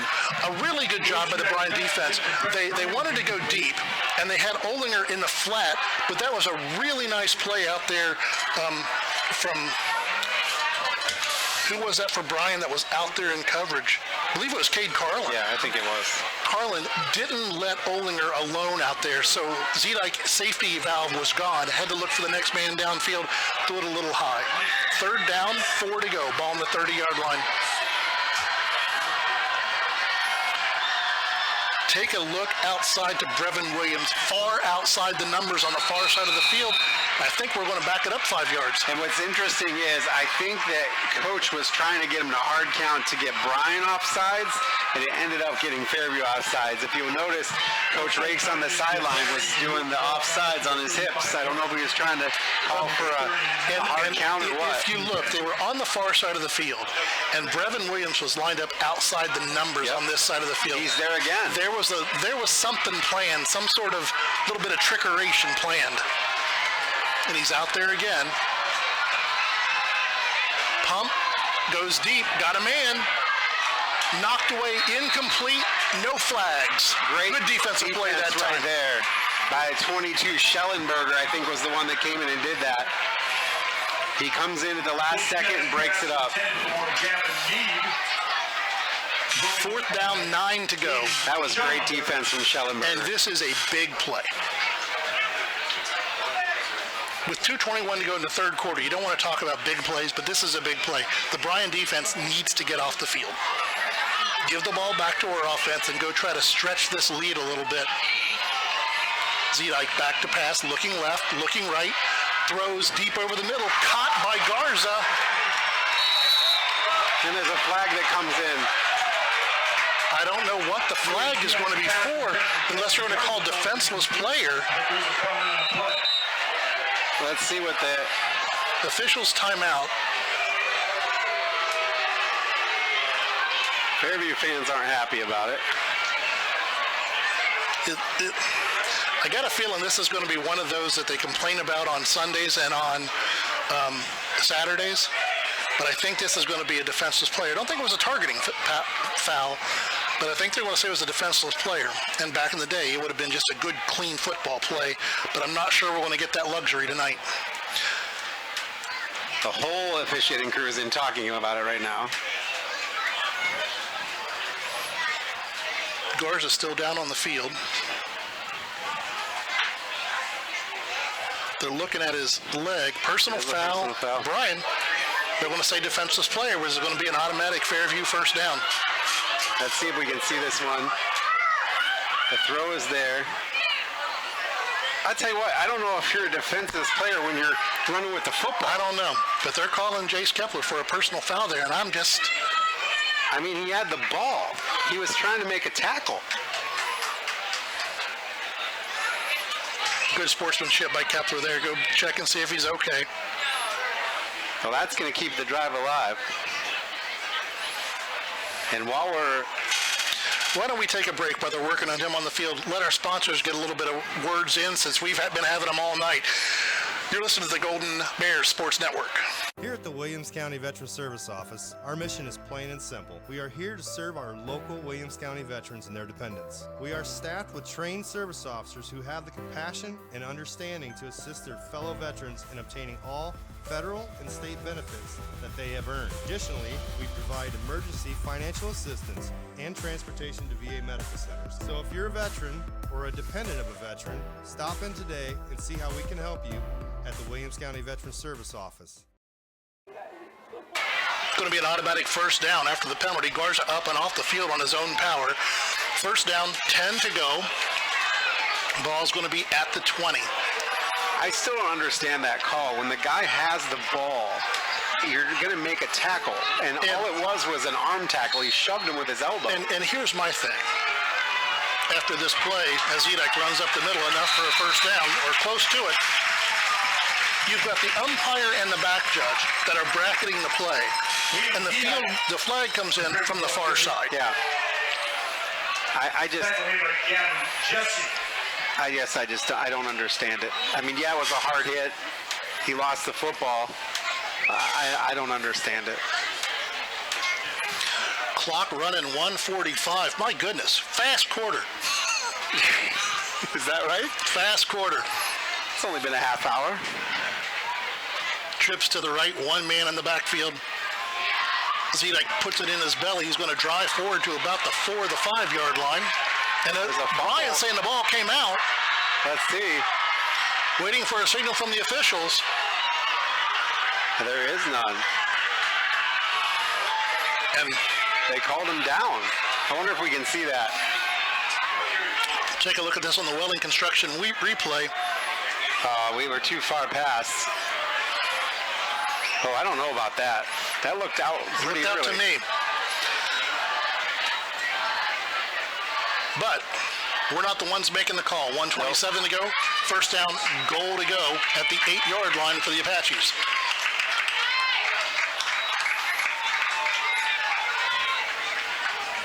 Zedek takes a snap. Back to pass, rolls to his right, wants to pull it down and run. Does, nobody open.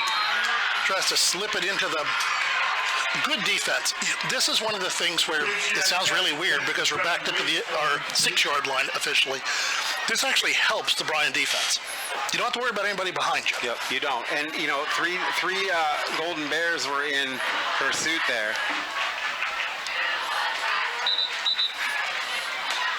Slot right, slot left. They've moved Graydon Grinnell Dennis in the backfield with Zedike.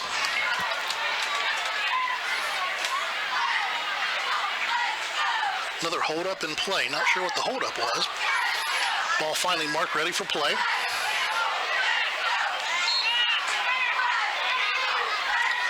Grinnell to the left of Zedike. High snap. Zedike's going to pull it down, run. Met and brought down. Nice tackle on the play. That was 33. Cody Schaefer making the tackle. Another nice play. Nice tackle right there.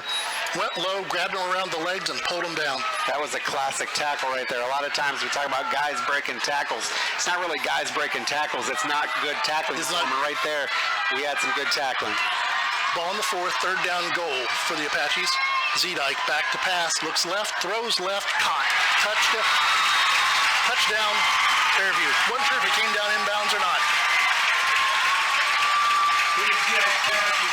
That was slow developing, and it was right in front of Gavin Jessing, and just not able to make a play on it. 47-44. 39.2 seconds to go.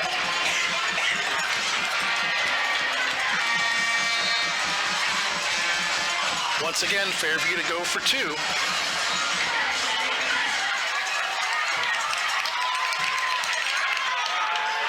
Pass to Zedike, complete. It's a 1-point ball game.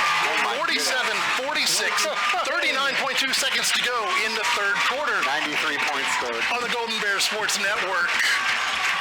To the Bryan Golden Bear fans, those who made donations to the cause, To the school board and administration, And everyone who played a role in this project. we just want to say thank you. Phase 2 of the capital improvement project includes field upgrades at Rec Park, a new softball field, and revitalization of soccer fields on the former Washington school property, and renewal of practice fields on the BCS campus. Let's finish the project and build champions. Go Bears! Bryan Bill! We're back here in Fairview with the scores. Bryan 47, Fairview 46 with 39 seconds to go. We'll try to take a quick look at some of the local scores. Wasion and Eastwood tied at 7 in the 4th quarter, a game with only 14 points. What's wrong with those guys? Elida over Kenton 30-14. Salina over Van Wert 17-14 in the 4th. Genoa has come back on Huron 21-20. Highland 43, Crestview 26. Edgerton and Pillier all tied up at 28. PH 48, Columbus Grove 40-28. Delta over Lake 38-28. Eden 34, Hicksville, I think that's an updated score. I think it's 34-12 now. Ottawa Hills 42, Swanton nothing. Archibald beat Tenora 48-7. Liberty Center beat Otsego 45-0. Antwerp beat Hilltop 45-6. North Central beat Fremont 30-3. Bluffton beat Ayersville 40-2. Defiance beat St. Mary's 30-15. Here it's 47-46. I did not have 93 points on my bingo card. I did not. I had nothing near that. Run up, the kick, short kick, going to be taken by one of the up backs, breaks out over the 35, 36, 37, an over-the-shoulder catch that time by Carlin. And again, I like fielding that kick that way, even if it's short. You don't want it to bounce and roll. No, I mean, footballs bounce in weird ways, and once that ball's kicked, it's a live ball once it goes 10 yards. So here we go again. Bryan needs to go down and score. Yep, that's really what it comes down to. We're going to trade touchdowns with these guys. It's one of the things that's tough when you're playing both ways. You can't even be mad at your defense because you are the defense. Both backs in the backfield this time. That's going to be Harold. Breaks a tackle out over the 50, over the 40, down the sideline to the 30, 20, 10. Golden Bear touchdown. No flags, not out of bounds. There is a flag. Where is the flag at? I don't see it. Holding against Bryan. Where is the flag? I don't even see it. Oh, it's right there at the 48-yard line. I'll tell you what. I'm not being critical of officials. I'm just not, but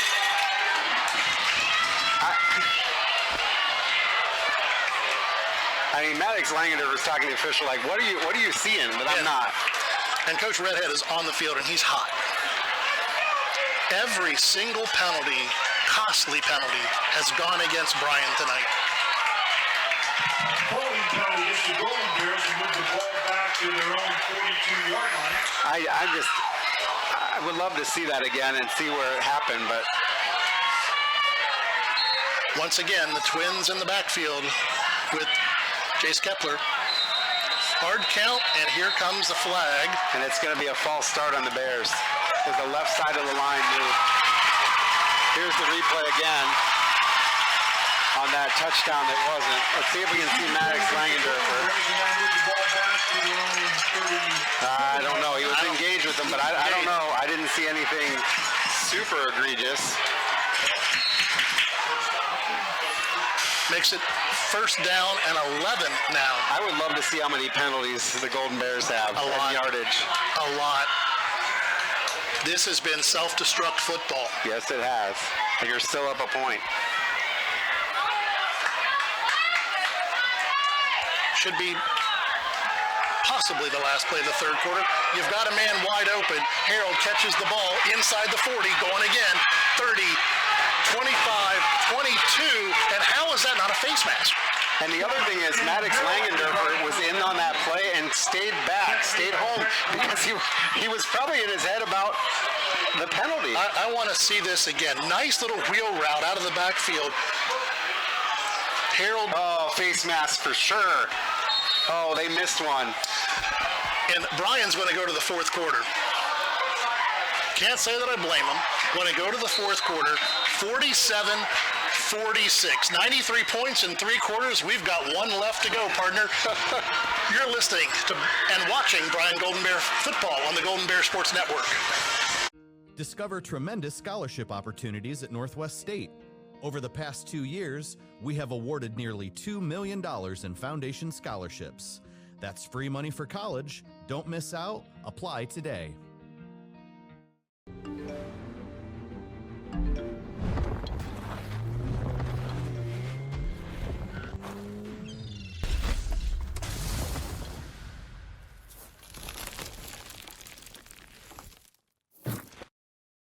To the Bryan Golden Bear fans, those who made donations to the cause, to the school board and administration, and everyone who played a role in this project. We just want to say, thank you! Phase 2 of the capital improvement project includes field upgrades at Rec Park, a new softball field, and revitalization of soccer fields on the former Washington school property, and renewal of practice fields on the BCS campus. Let's finish the project and build champions. Go Bears! Bryan Bill! So, partner, there are times you get to the fourth quarter and, you think that we're right back where we started. Well, we're almost back where we started. It's a one-point game. Bryan leading 47-46, 1 quarter to go. And here comes the interesting part of this now. Not only do you have to stop them from scoring, third of the place now, we score, make the extra point, they score, go for 2, we're tied up. Yeah. And Coach Redhead spent that entire quarter break having a little conversation, a little coffee with the official. Yeah, I think that powwow. I saw the good China come out. Their fingers were up, sipping a little bit of tea. It was just a really heartfelt conversation. Bryan's got 2 each way. Sam Harold's going to get the ball out to the left. This time he is going to scamper in. Touchdown, Golden Bears. Now I'm looking. Sam Harold. But they're going to say he went out of bounds. going to be out of bounds, and we are going to be inside the Stockman Lawn Service red zone for lawn care, snow removal, fertilizer, and spraying. Call Stockman Lawn Service 419-636-6572. Say you stepped out at the 5. First and goal, Golden Bears, ball on the 5. I like it first down. You got 4 plays to get into the end zone, work some clock here. Harold gets it again over the left-hand side, breaks one tackle into the end zone. Second effort, touchdown, Golden Bears. There you go. That's the way you impose your will. And here I was hoping that we could go 4 plays, 5 yards, and take 12 minutes off the clock. 53-46. We're up to 99 points. You know, when we do the stats for next week, the Bryan offense is going to look really good going into next week, but their defensive average is not getting better. Snap, the hold, the kick, no good. Now we got a problem. Yes, it's a 7-point game. A touchdown and 2 points makes it a Fairview lead. 11:46 to go in the ball game. Bryan 53, Fairview 46 on the Golden Bear Sports Network. Discover tremendous scholarship opportunities at Northwest State. Over the past 2 years, we have awarded nearly $2 million in foundation scholarships. That's free money for college. Don't miss out. Apply today. There are a lot of ways to reach out to a friend about their mental health.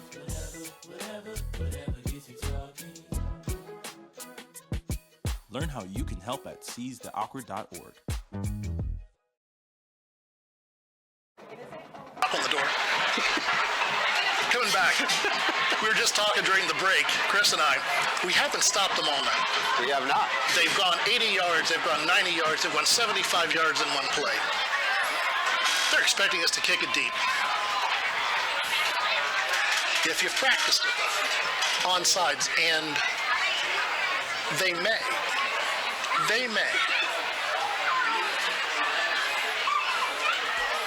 They haven't run one all year. They have not. Caden Oberlin's your kickoff person. He's taking his normal steps.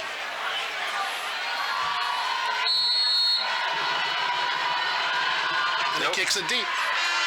Ball's going to bounce. Scooped up at the 13, coming down the far sideline. Runs into a whole host of everybody. That was just a scrum right there. It was a rugby scrum. Definitely a rugby scrum. I think Donnell Bush was in the front of the pack. Well, now's the time. You got 11:40 to go here, fourth quarter, and you got to stop them. You got to stop them, because here's the scary part. You and I were talking about it before we went to break. They score and make the 2-point conversion. You're now down 1. Yep. So Bryan's been moving back and forth between the 4-man and 3-man front. They're back in the 4. Zedike back to pass. Once again, out in the flat on the sideline. Short game. Don't throw him down. You know, it's one of those frustrating things as a cornerback. You're pushing a guy, they blow it dead, and you just want to exert some force. And the problem is tonight, you know that's going to get called. Yep. Aiden Schellenberger is kind of favoring his hand right now. Let's see if he comes off. Nope, he stays out. Empty backfield, Zedike back to pass. Pressure up the middle, forces him out of the pocket, scrambles, throws one hopper in the dirt. Good pressure there on the Bryan defense by Connor Hogan, number 55. And I think he's down.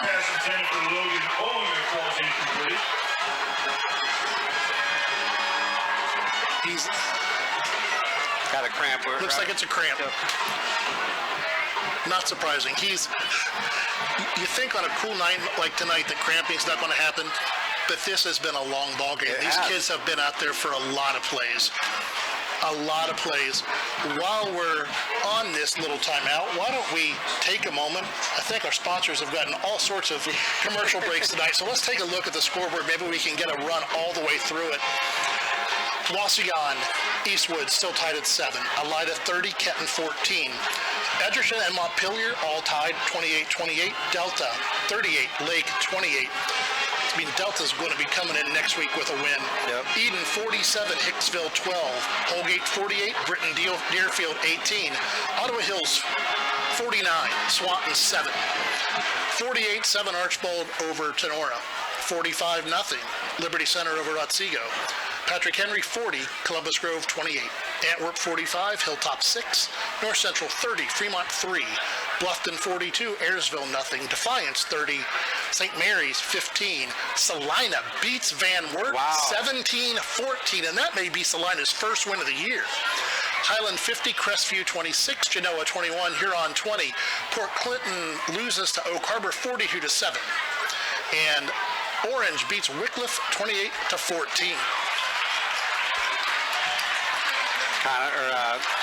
Connor Hogan is up and limping off on his own power. Cramps are tough. We talked about them last week. Aces just scored again. My update on the Eden game. Aces 47, or Bombers 47, Hicksville 20. See who they roll in. Looks like 50 for Devin Egner will come in. Snap back, 3rd down and 7, throws it up for grabs, over the head. You know, and it's a tough thing. Carter Brown there was looking around for a flag. He was. He looked back at the official like, are you sure there's not going to be anything you whistle on me? And on that one, for the first time in a long time, Bryan went man-to-man. Decided enough of giving these little small gains on the zone or getting burnt deep.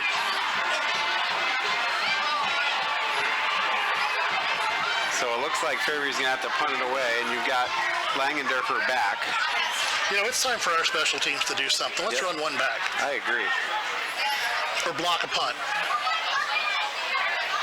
Snap. The punt.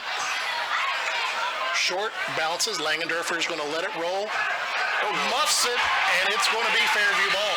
No, I think... Did he get back on it? He got back on it. I thought for sure that the Fairview guy jumped on top of him.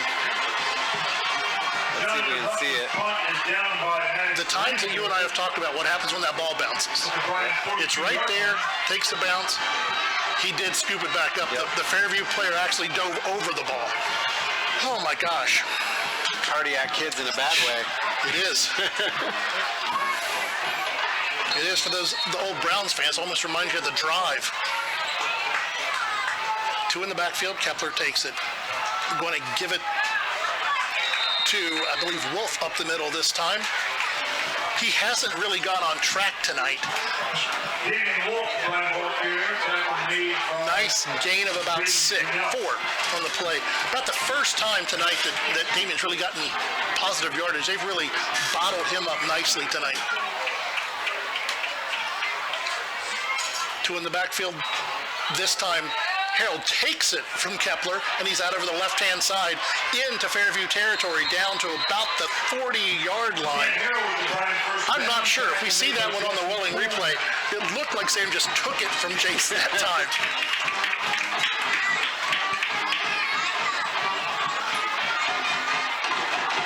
First down, 10 to go, Bryan. Clock rolling inside of 10 minutes to go in the ball game.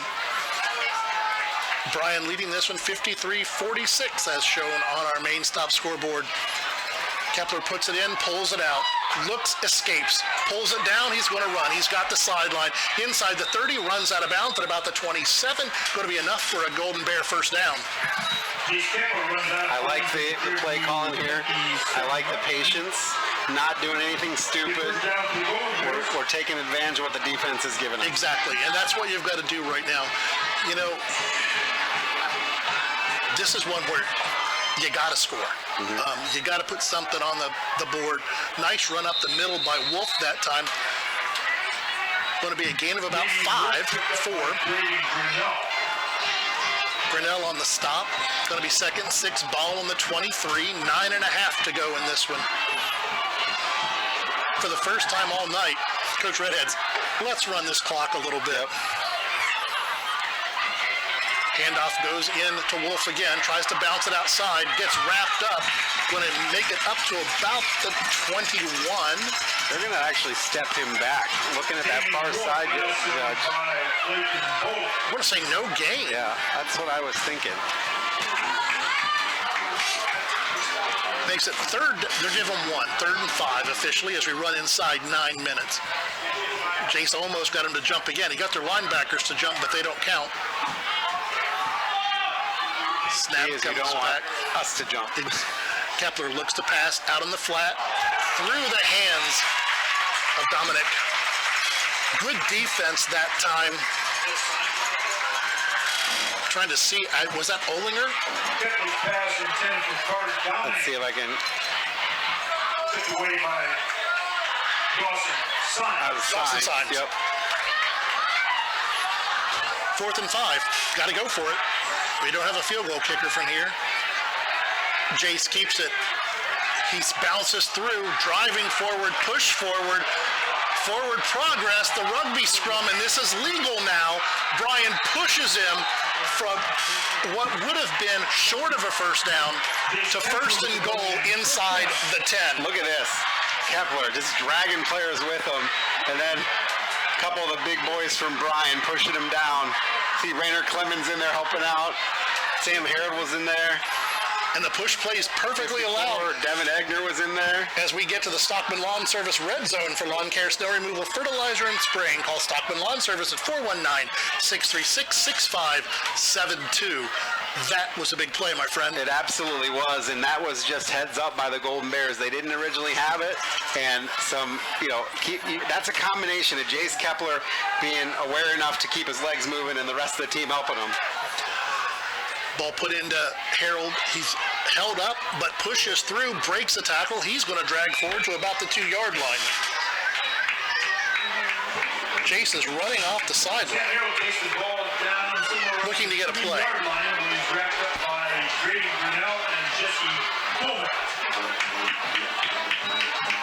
Grinnell and Kuhlman on the stop, but once again, tough running by Sam Harrod. And Sam's going to actually come out on this play. I'm going to do some counting here to make sure we have enough. And Bryan's going to take a timeout. 4, 5, 6, 7, 8, 9, 10. We only have 10. Bryan's going to take a timeout with 7:25 to go in this one, leading 53-46 on the Golden Bear Sports Network. Why do so many people travel to Jason East Automotive Services in Edgerton when they want their vehicles repaired? Because Dave Brown and Sam Bailey have over 60 years of experience fixing the problems that other mechanics couldn't. They work on all makes and models, and they specialize on imports. Recently, they have expanded their service area by almost 50%, and they've hired Eston Knerk to their staff. So if you have a vehicle, foreign or domestic, that you want fixed right the first time, take it to Jason Dietz Automotive Services on the east side of Edgerton.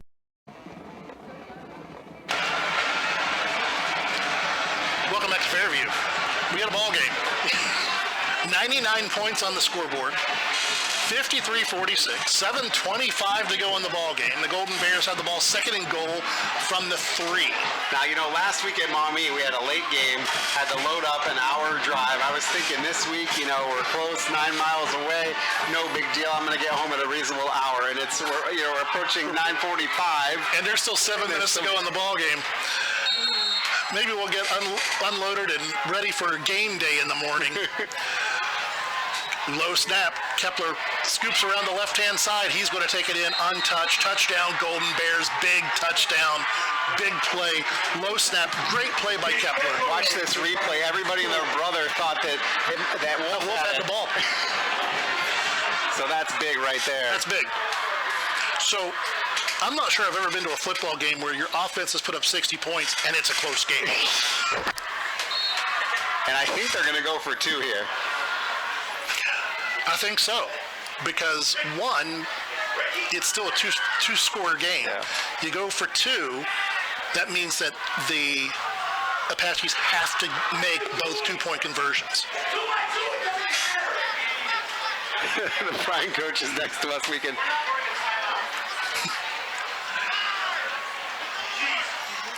Kepler's going to roll to the right. Little shovel pass. 2-point conversion is good. Wide open. Harold could have gone 98 instead of 2. Yep.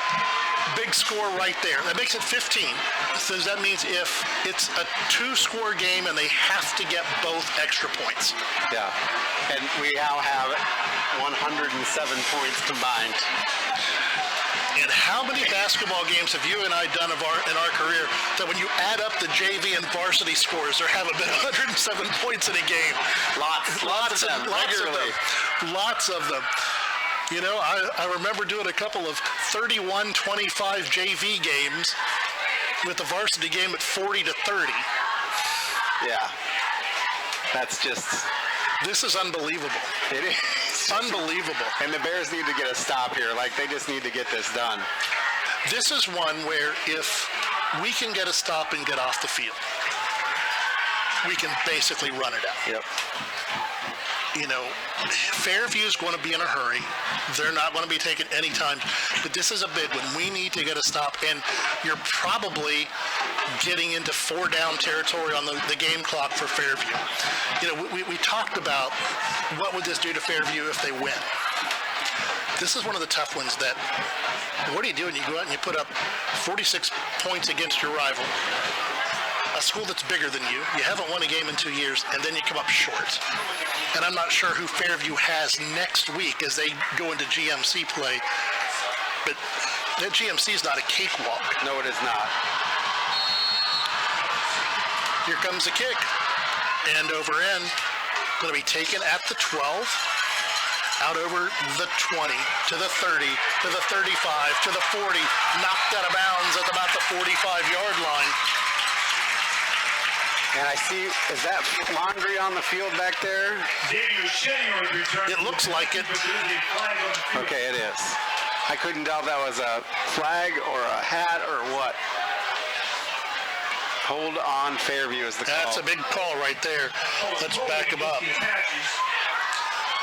So Fairview next week brings Tenora in here, who just got thumped by Archbold. They're going to be mad. Yes, they are.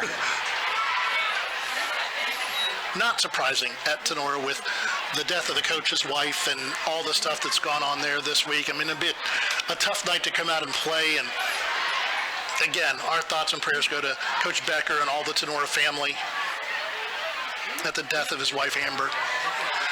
Going to mark this one off. So instead of getting the ball 1st and 10 at the 46, they're going to start the ball 1st and 10 at the 17. You know, that's those things. It's a 10-yard penalty, but it's really a 30-yard penalty. Got one in the backfield. Trips to this side. Zedike's going to roll, being chased. Throws it out in the flat once again. Caught. Taken out of bounds, and surprise, surprise, surprise, Gavin Mead on another reception. I tell you what, that kid, he's a freshman. 6'1", 175. Your quarterback is a sophomore, 5'9", 150, and they have just been on target, in sync the whole night. I don't know. I'm thinking if I'm non-conference ADs, I'm thinking twice about scheduling these guys in 2 years. Snap back, Zedike back to pass, throws it out over the head of the Bryan defender. Zedike once again to Mead. Takes it out to the 41. Did he get out of bounds? I do not believe so. The clock is stopped. Well, the clock is stopped on the first down, I guess. There you go. Ball's going to be right at the 40. First down, 10 to go. 6:30 to go in the ball game. Never thought I would say in this one that the clock is becoming Bryan's friend. Empty backfield once again for Zedike. 3 to the right, 2 to the left. Snap comes back. A little bit of blitz coming this time. Chase him out of the pocket. Ball's caught. Nice play that time by Graydon Grinnell Dennis and William Zedike, as there was pressure coming. We brought a blitz, one of the few we've seen tonight. Jacob Uran came in on the blitz, but he was still able to get it out. Another first down, the ball right at midfield. The clock rolling to 6 minutes to go in the ball game. Empty backfield, 3 to the wide side, 2 to the short side. Now they're bringing in motion to go 4 to this side of the field. Zedike throws a swing pass out of the reach of his receiver, incomplete. Brett Grime was your intended receiver. He was the guy in motion that came from his right to his left, and they just carried on the play right to him. One of the things I liked on that play, though, is when you watch Zedike, his patience as a sophomore. A lot of kids would want to hurry that pass up. Yep. He took his time to make sure that it wasn't going backwards. He waited for Grimes to turn upfield before he put the ball out there. Put it a little far, but he showed good patience so that it wasn't a scoop and score the other way. Once again, 2 to the far side, 3 to the wide side. Empty backfield for Zedike. takes the snap, 4-man pressure. Uran breaks through. Zedike throws it downfield. Had no time to throw it. Good pressure that time by the Bryan defensive line. We're starting to see a little bit of pressure late in this ball game. And Maddox Langendorfer was step for step on the receiver, and again, it was number 15, Gavin Mead, that got out. But the pressure is definitely increased here as we get late here in the fourth quarter. Third down, 10 to go. Clock stop at 5:49, 61-46 on your main stop scoreboard. Your Golden Bears leading Fairview. Third down, 10, empty backfield. Zedike back to pass. Pressure comes again, steps up in the pocket, throws it deep, knocked away. We're going to get a flag, though. I didn't see one from the Did the side judge throw one? It was thrown right here in the middle. All right. He's saying that the Bryan player pulled his arm back. I don't know how he could possibly see that from his position on the field, especially when the guy down the field didn't call it. I don't know about that.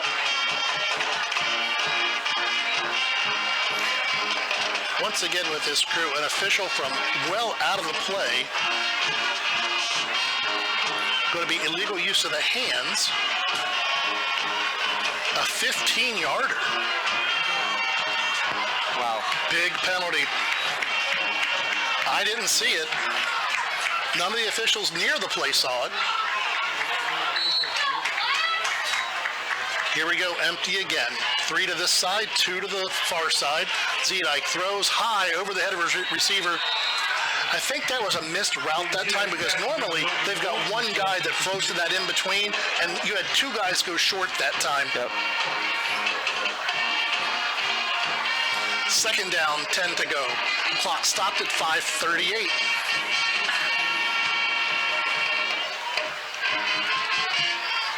Dominic is in playing defensive end on this possession.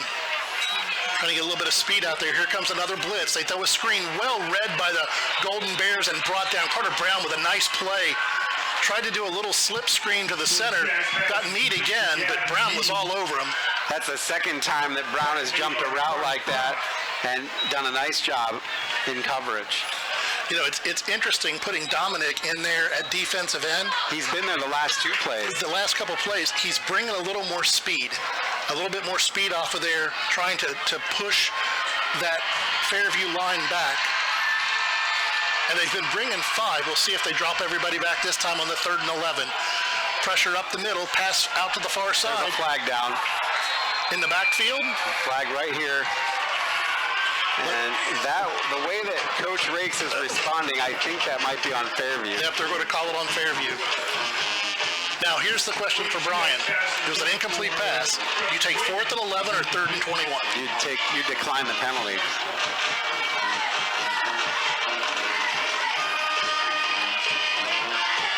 I think you got to take it to 4th down. I think you're right. I mean, that's what I would do because if you don't, yeah, it's 21, but we've seen him throw, and he is going to decline it. You see Coach Redhead waving it off. So this is going to bring us to 4th down and 11. And I never thought we'd get to this point in the game, but this is the ball game right here. I think if Fairview doesn't score, Bryan with their running game should be able to pretty much make it so that it's going to be really tough to get 2 more possessions for the Apaches. 4th and 11. Long pass down the middle. Going to be knocked down. Good play that time once again. Carter Brown playing good defense in this half. Carter Brown has played great defense in this half. And again, that time, I always talk about these guys not tipping it up, and that time Brown tipped it down. He made a play for the interception, but once he knew he wasn't going to catch it, he hit it to the ground. I'm going to be honest, as a coach, that's one where you don't want the interception.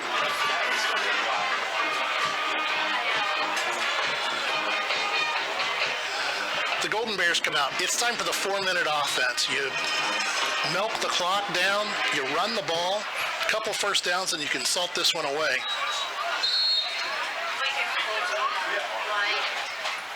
Snap back, put the ball in Harold's hands. He's over the left, cuts it back up the middle, almost inside Fairview territory, enough for a Bryan first down. Nice little run, picking his way. Sam Harrell with the first down carry for the Golden Bears. And you just talked about needing a long drive there, and Sam almost broke that last Almost broke for a touchdown. I'll take a touchdown. Yeah. I'd really like a long drive that we can just kind of rest here, kick our feet back. Bryan's going to run this clock down. The clock started 19 seconds before they even think about going to the line. It's one of the keys about this. You don't want to get down too soon because those linemen get a little itchy down there in that set position for too long. Snap, ball once again in Harold's hand. Harold up the middle, pushing, driving forward for about 7. Clock's going to run inside 4 minutes, and again, Bryan in no hurry. They're in the 4-minute offense now. Harold with a gain of 6 on the play, make it second down and 4 for the Golden Bears. And you're going to put it in your hands of, you got both Wolf and Harold back there, and I just alternate them.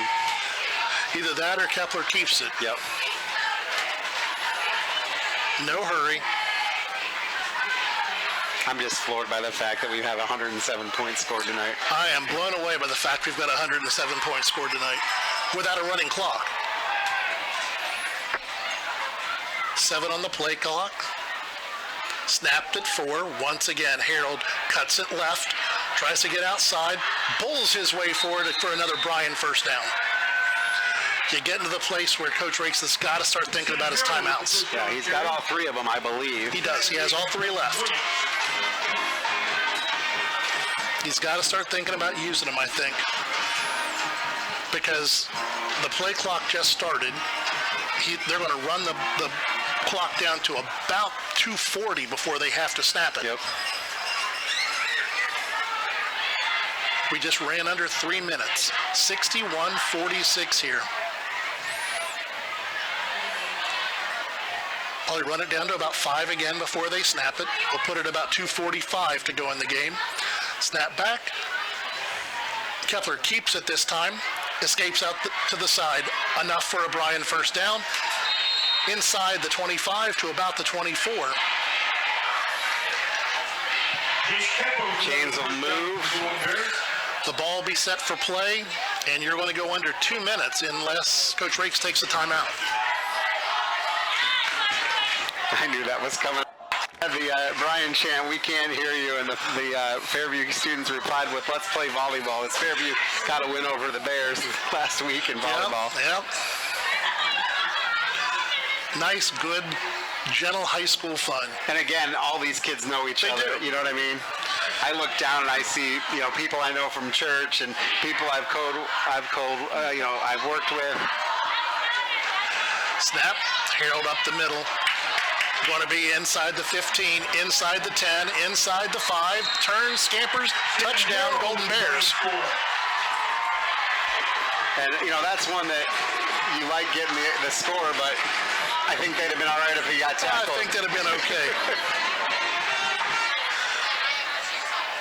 When was the last time the Golden Bears put up 67 points in a football game? I don't know. That's something I'm going to have to go back and look. It's been a while. So, partner, I got to ask you this. This is my first year in this seat. Does Bryan just do every game this way that keeps us on the edge of our seat and runs long all the time and keeps us, like, our heart palpitating? They have been known to do that, but wow. Going for 2 again, wide open. He can't. Did he Can't make get it? No, he caught it, but they're saying he stepped out of bounds. Wow. Well, 67-46 now. The minute 55 to go. Let's take a break. You're on the Golden Bear Sports Network. The Fountain City Amphitheater provides opportunities for families and friends to have fun at many different events.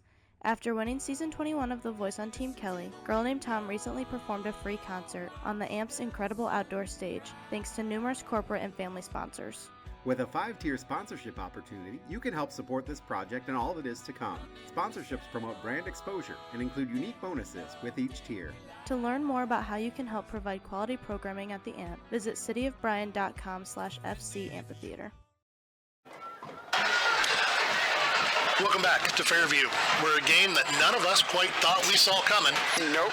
67-46. Bryan leads this one with 1:55 to go in the ball game. And I got to be honest, partner, I'm not going to be surprised if it ends 67-54. Yeah, I agree. I mean, the Bears have gotten stopped when they need to, but they've been few and far between.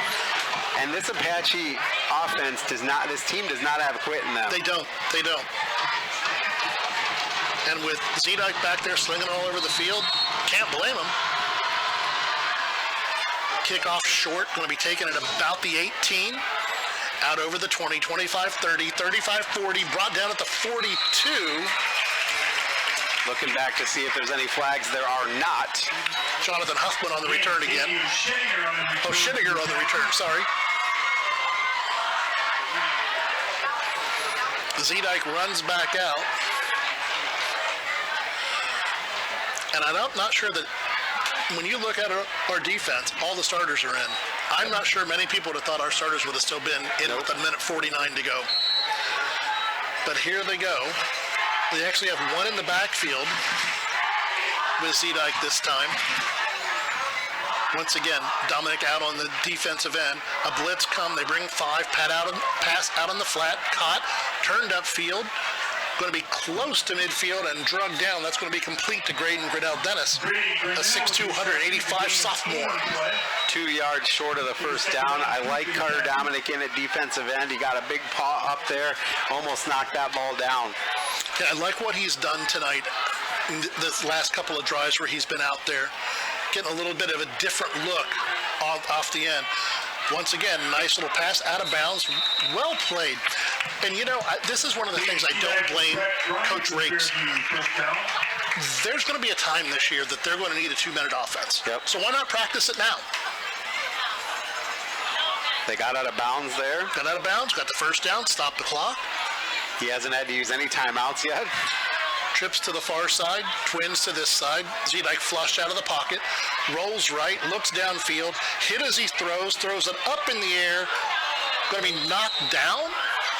Yeah, Gavin Jessing was in on the coverage, and I think Jessing, he nearly knocked that to the receiver. It almost looked to me like he lost it in the lights. Yeah.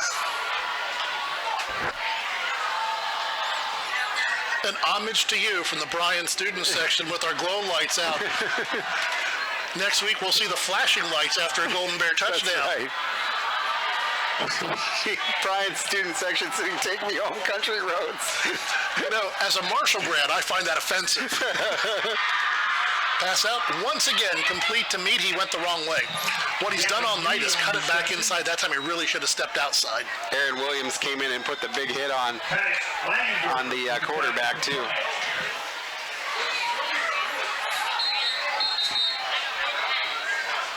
Williams and the referee are having a little chat. I have no idea what that was about. I've never seen that before. Never have either. He was slow getting back to the line of scrimmage, so the referee had the right to stop the clock to not punish the Apaches.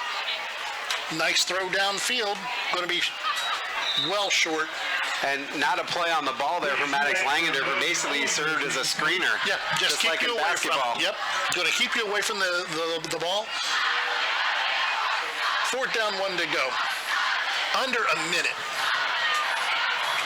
The 39-1 is not 391 points. It's 39.1 seconds. Pass out in the flat again over everybody's head. Bryan's going to be able to come out in the victory formation, take one knee, and we'll be out of here. 2 weeks in a row, games that we thought would be a little bit more one-sided have been very tight. They have, especially this one. I mean, I never would have thought that Fairview would have put up 46 points. And, you know, there are going to be people out there that are going to say, well, you know, we beat Maumee and we beat Fairview. The bottom line is you got to win the games you play. You do. And it doesn't make any difference if you win close or you win big. Yep. At the end of the year, you know, Joe Idle tomorrow, when he figures out the formula, it's going to be Bryan 2-1, not 2 asterisk. Yep. And the other thing, you know, to think about is you said Delta had a win tonight. Delta's coming in. Last year, the Bears lost at Delta, the game they shouldn't have lost, and they ended up losing. That should be it. They just took a knee. They didn't reset the play clock originally, but that's going to do it. That's going to do it. Hands are being shook, hugs are being made, teams are lining up. What a ball game we had here tonight. 67 to 46. 113 points on two offenses that could not be stopped. That's what it was. Two offenses that could not be stopped, and lots of penalties. Lots of penalties. That's really it. You know, and I think that when they look at film tomorrow, when they have a conversation down in the end zone after this one, my guess is that the conversation's going to be a little less about missed coverage and a lot more about discipline. Yep. 3 unsportsmanlike penalties, you know, a couple of questionable penalties. That one on Kepler down there, I didn't see that one. Yeah. But, you know, that's the way it goes. But a win is a win is a win is a win. Yep, you'll take it. We're going to take a break. Let's take a break. Take a break. We'll come back with a scoreboard, a shout out to our sponsors, and a look ahead to next week. Why do so many people travel to Jason East Automotive Services in Edgerton when they want their vehicles repaired? Because Dave Brown and Sam Bailey have over 60 years of experience fixing the problems that other mechanics couldn't. They work on all makes and models, and they specialize on imports. Recently, they have expanded their service area by almost 50%, and they've hired Eston Knerk to their staff. So if you have a vehicle, foreign or domestic, that you want fixed right the first time, take it to Jason Dietz Automotive Services on the east side of Edgerton. Let's play together. Bryan, Ohio will have a new inclusive playground on the site of the former Lincoln Elementary School. An inclusive playground is a place for children and families of all physical, mental, and social abilities to learn, play, and grow together. We are currently raising funds with the goal of starting construction this fall. The Lincoln Park Inclusive Playground Project is an initiative of Bryan Parks and Recreation using a project fund at the Bryan Area Foundation. To learn more or make a donation, visit BryanAreaFoundation.org. Here at the Williams County Veteran Service Office, our mission is plain and simple. We are here to serve our local Williams County veterans and their dependents. We are staffed with trained service officers who have the compassion and understanding to assist their fellow veterans in obtaining all federal and state benefits that they have earned. Additionally, we provide emergency financial assistance and transportation to VA medical centers. So if you're a veteran or a dependent of a veteran, stop in today and see how we can help you at the Williams County Veteran Service Office. At Oberlin Turnbull Funeral Home and Crematory, we understand that family is at the heart of everything we do. Being family-owned and family-focused is not just a slogan for us, it's a way of life. We walk alongside you during life's most challenging moments, providing a guiding hand and a shoulder to lean on. With heartfelt care and attention to detail, we tailor each service to honor the life and the memories of your loved one. We treat you like family because your journey is our journey. Oberlin Turnbull Funeral Home and Crematory, family-owned, family-focused. Here at the Williams... Back on the Golden Bear Sports Network, Bears victorious by a score of 67 to 46. I can't believe I'm saying these words. It's a basketball score. It is. It's a basketball score. It is. I want to thank our sponsors bringing you the game here on the Golden Bear Sports Network. Andrews and Leland Lowe, the Bryan Athletic Boosters, Bryan Parks and Recreation, Danielle Vanetta Agency, Fackler Monument, Jason Deach Automotive Services, Newcomer, Schaefer, Spangler, and Brininger, Northwest State Community College, Oberlin Turnbull Funeral Home and Crematory, Starks Plumbing and Heating, Veteran Services of Williams County, and the Williams County Fair, all bringing you the game tonight on the Golden Bear Sports Network. Let's take a look at finals from around the area and games that matter. Eden beats Hicksville 47 to 20. Archbold 48, Tenora 7, Delta 38, Lake 7, Liberty Center 45, Otsego nothing. Pillier over Edgerton 34 to 28 in overtime. That was a good game. That was a good game. PH 40, Columbus Grove 28, Ottawa Hills 49, Swanton 7. Wauseon holds on to beat Eastwood 14 to 7. Antwerp, they are really, really good. Antwerp 45, Hilltop 6. North Central 30, Fremont 3. Holgate over Britton Deerfield 48-26. Bluffton 42, Ayersville nothing. Defiance goes to 3-0 on the season, beating St. Mary's 30 to 15. And in the upset, Salina 17, Van Wert 14. That score is more surprising to me than 67-46. It really is. I didn't think anyone would hold Van Wert down. I didn't think they'd go undefeated this year, but I didn't think anyone would hold them down to 14 points. Absolutely not. Highland beat Crestview 50-26. Elida comes back to beat Kenton 30-22.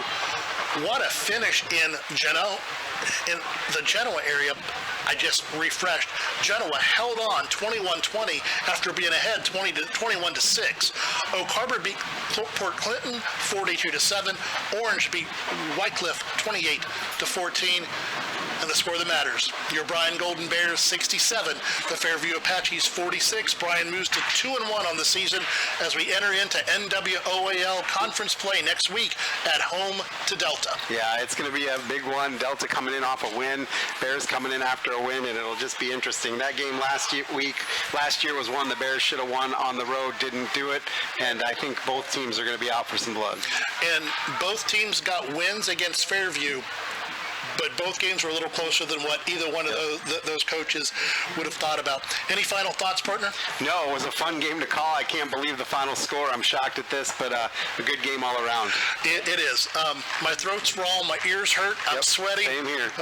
You know, what's the old saying? My feet stink, my palms sweat, and Mama doesn't love me anymore. But what a game. A heck of a first half.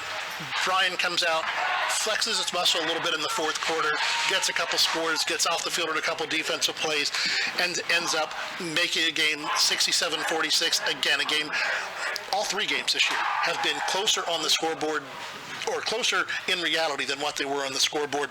But Bryan gets a win, and that's all that matters here tonight. We'll be back with you next week at home to Delta, as Delta comes in as we begin NWOAL play. Some thanks go out tonight, not only to all of our sponsors that Chris read a little bit earlier, but to our director, Krista Bruner. Thanks for taking my call this morning, Krista. John Tripodi, Florence Jones on camera, Paul Yunker, the Fairview AD department, and everyone here at Fairview. On the board tonight, the Thunderdome himself, Jim Thunderberg. WOSN, Nick Fraley. Golden Bear Photography, Matt Neff and Stephanie Ponsack. The executive producer of GBSN and my partner tonight, Chris Malanga. Next week, you'll be on the scoreboard, and Derek comes back by my side. That's true. Hey, we're 2-0 together. We better win next week, or this one's on hug. There we go. Watch tonight's broadcast on bryansports.com or on WOSN Saturday at 4 o'clock. WOSN can be found on Spectrum Channel 19 over the air Channel 26.1. Next Friday night, we're back home as the Bears host Delta. It'll be myself and Derek Hugg on the call from Bryan. Pre-game around 6:40 on bryansports.com and Q96.5. This broadcast is produced by the Golden Bear Sports Network for the private use of our audience. Any duplication or other use of this broadcast, including descriptions or accounts of the game, without the express written consent of the Bryan City School District is prohibited.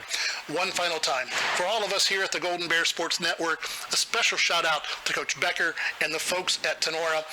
And with Chris Malanga, I'm Dave Brobston. Your final score here tonight, once again, the Golden Bears 67, Fairview 46 on the Golden Bear Sports Network. Thanks for being with us. Good night, everybody. Have a great weekend.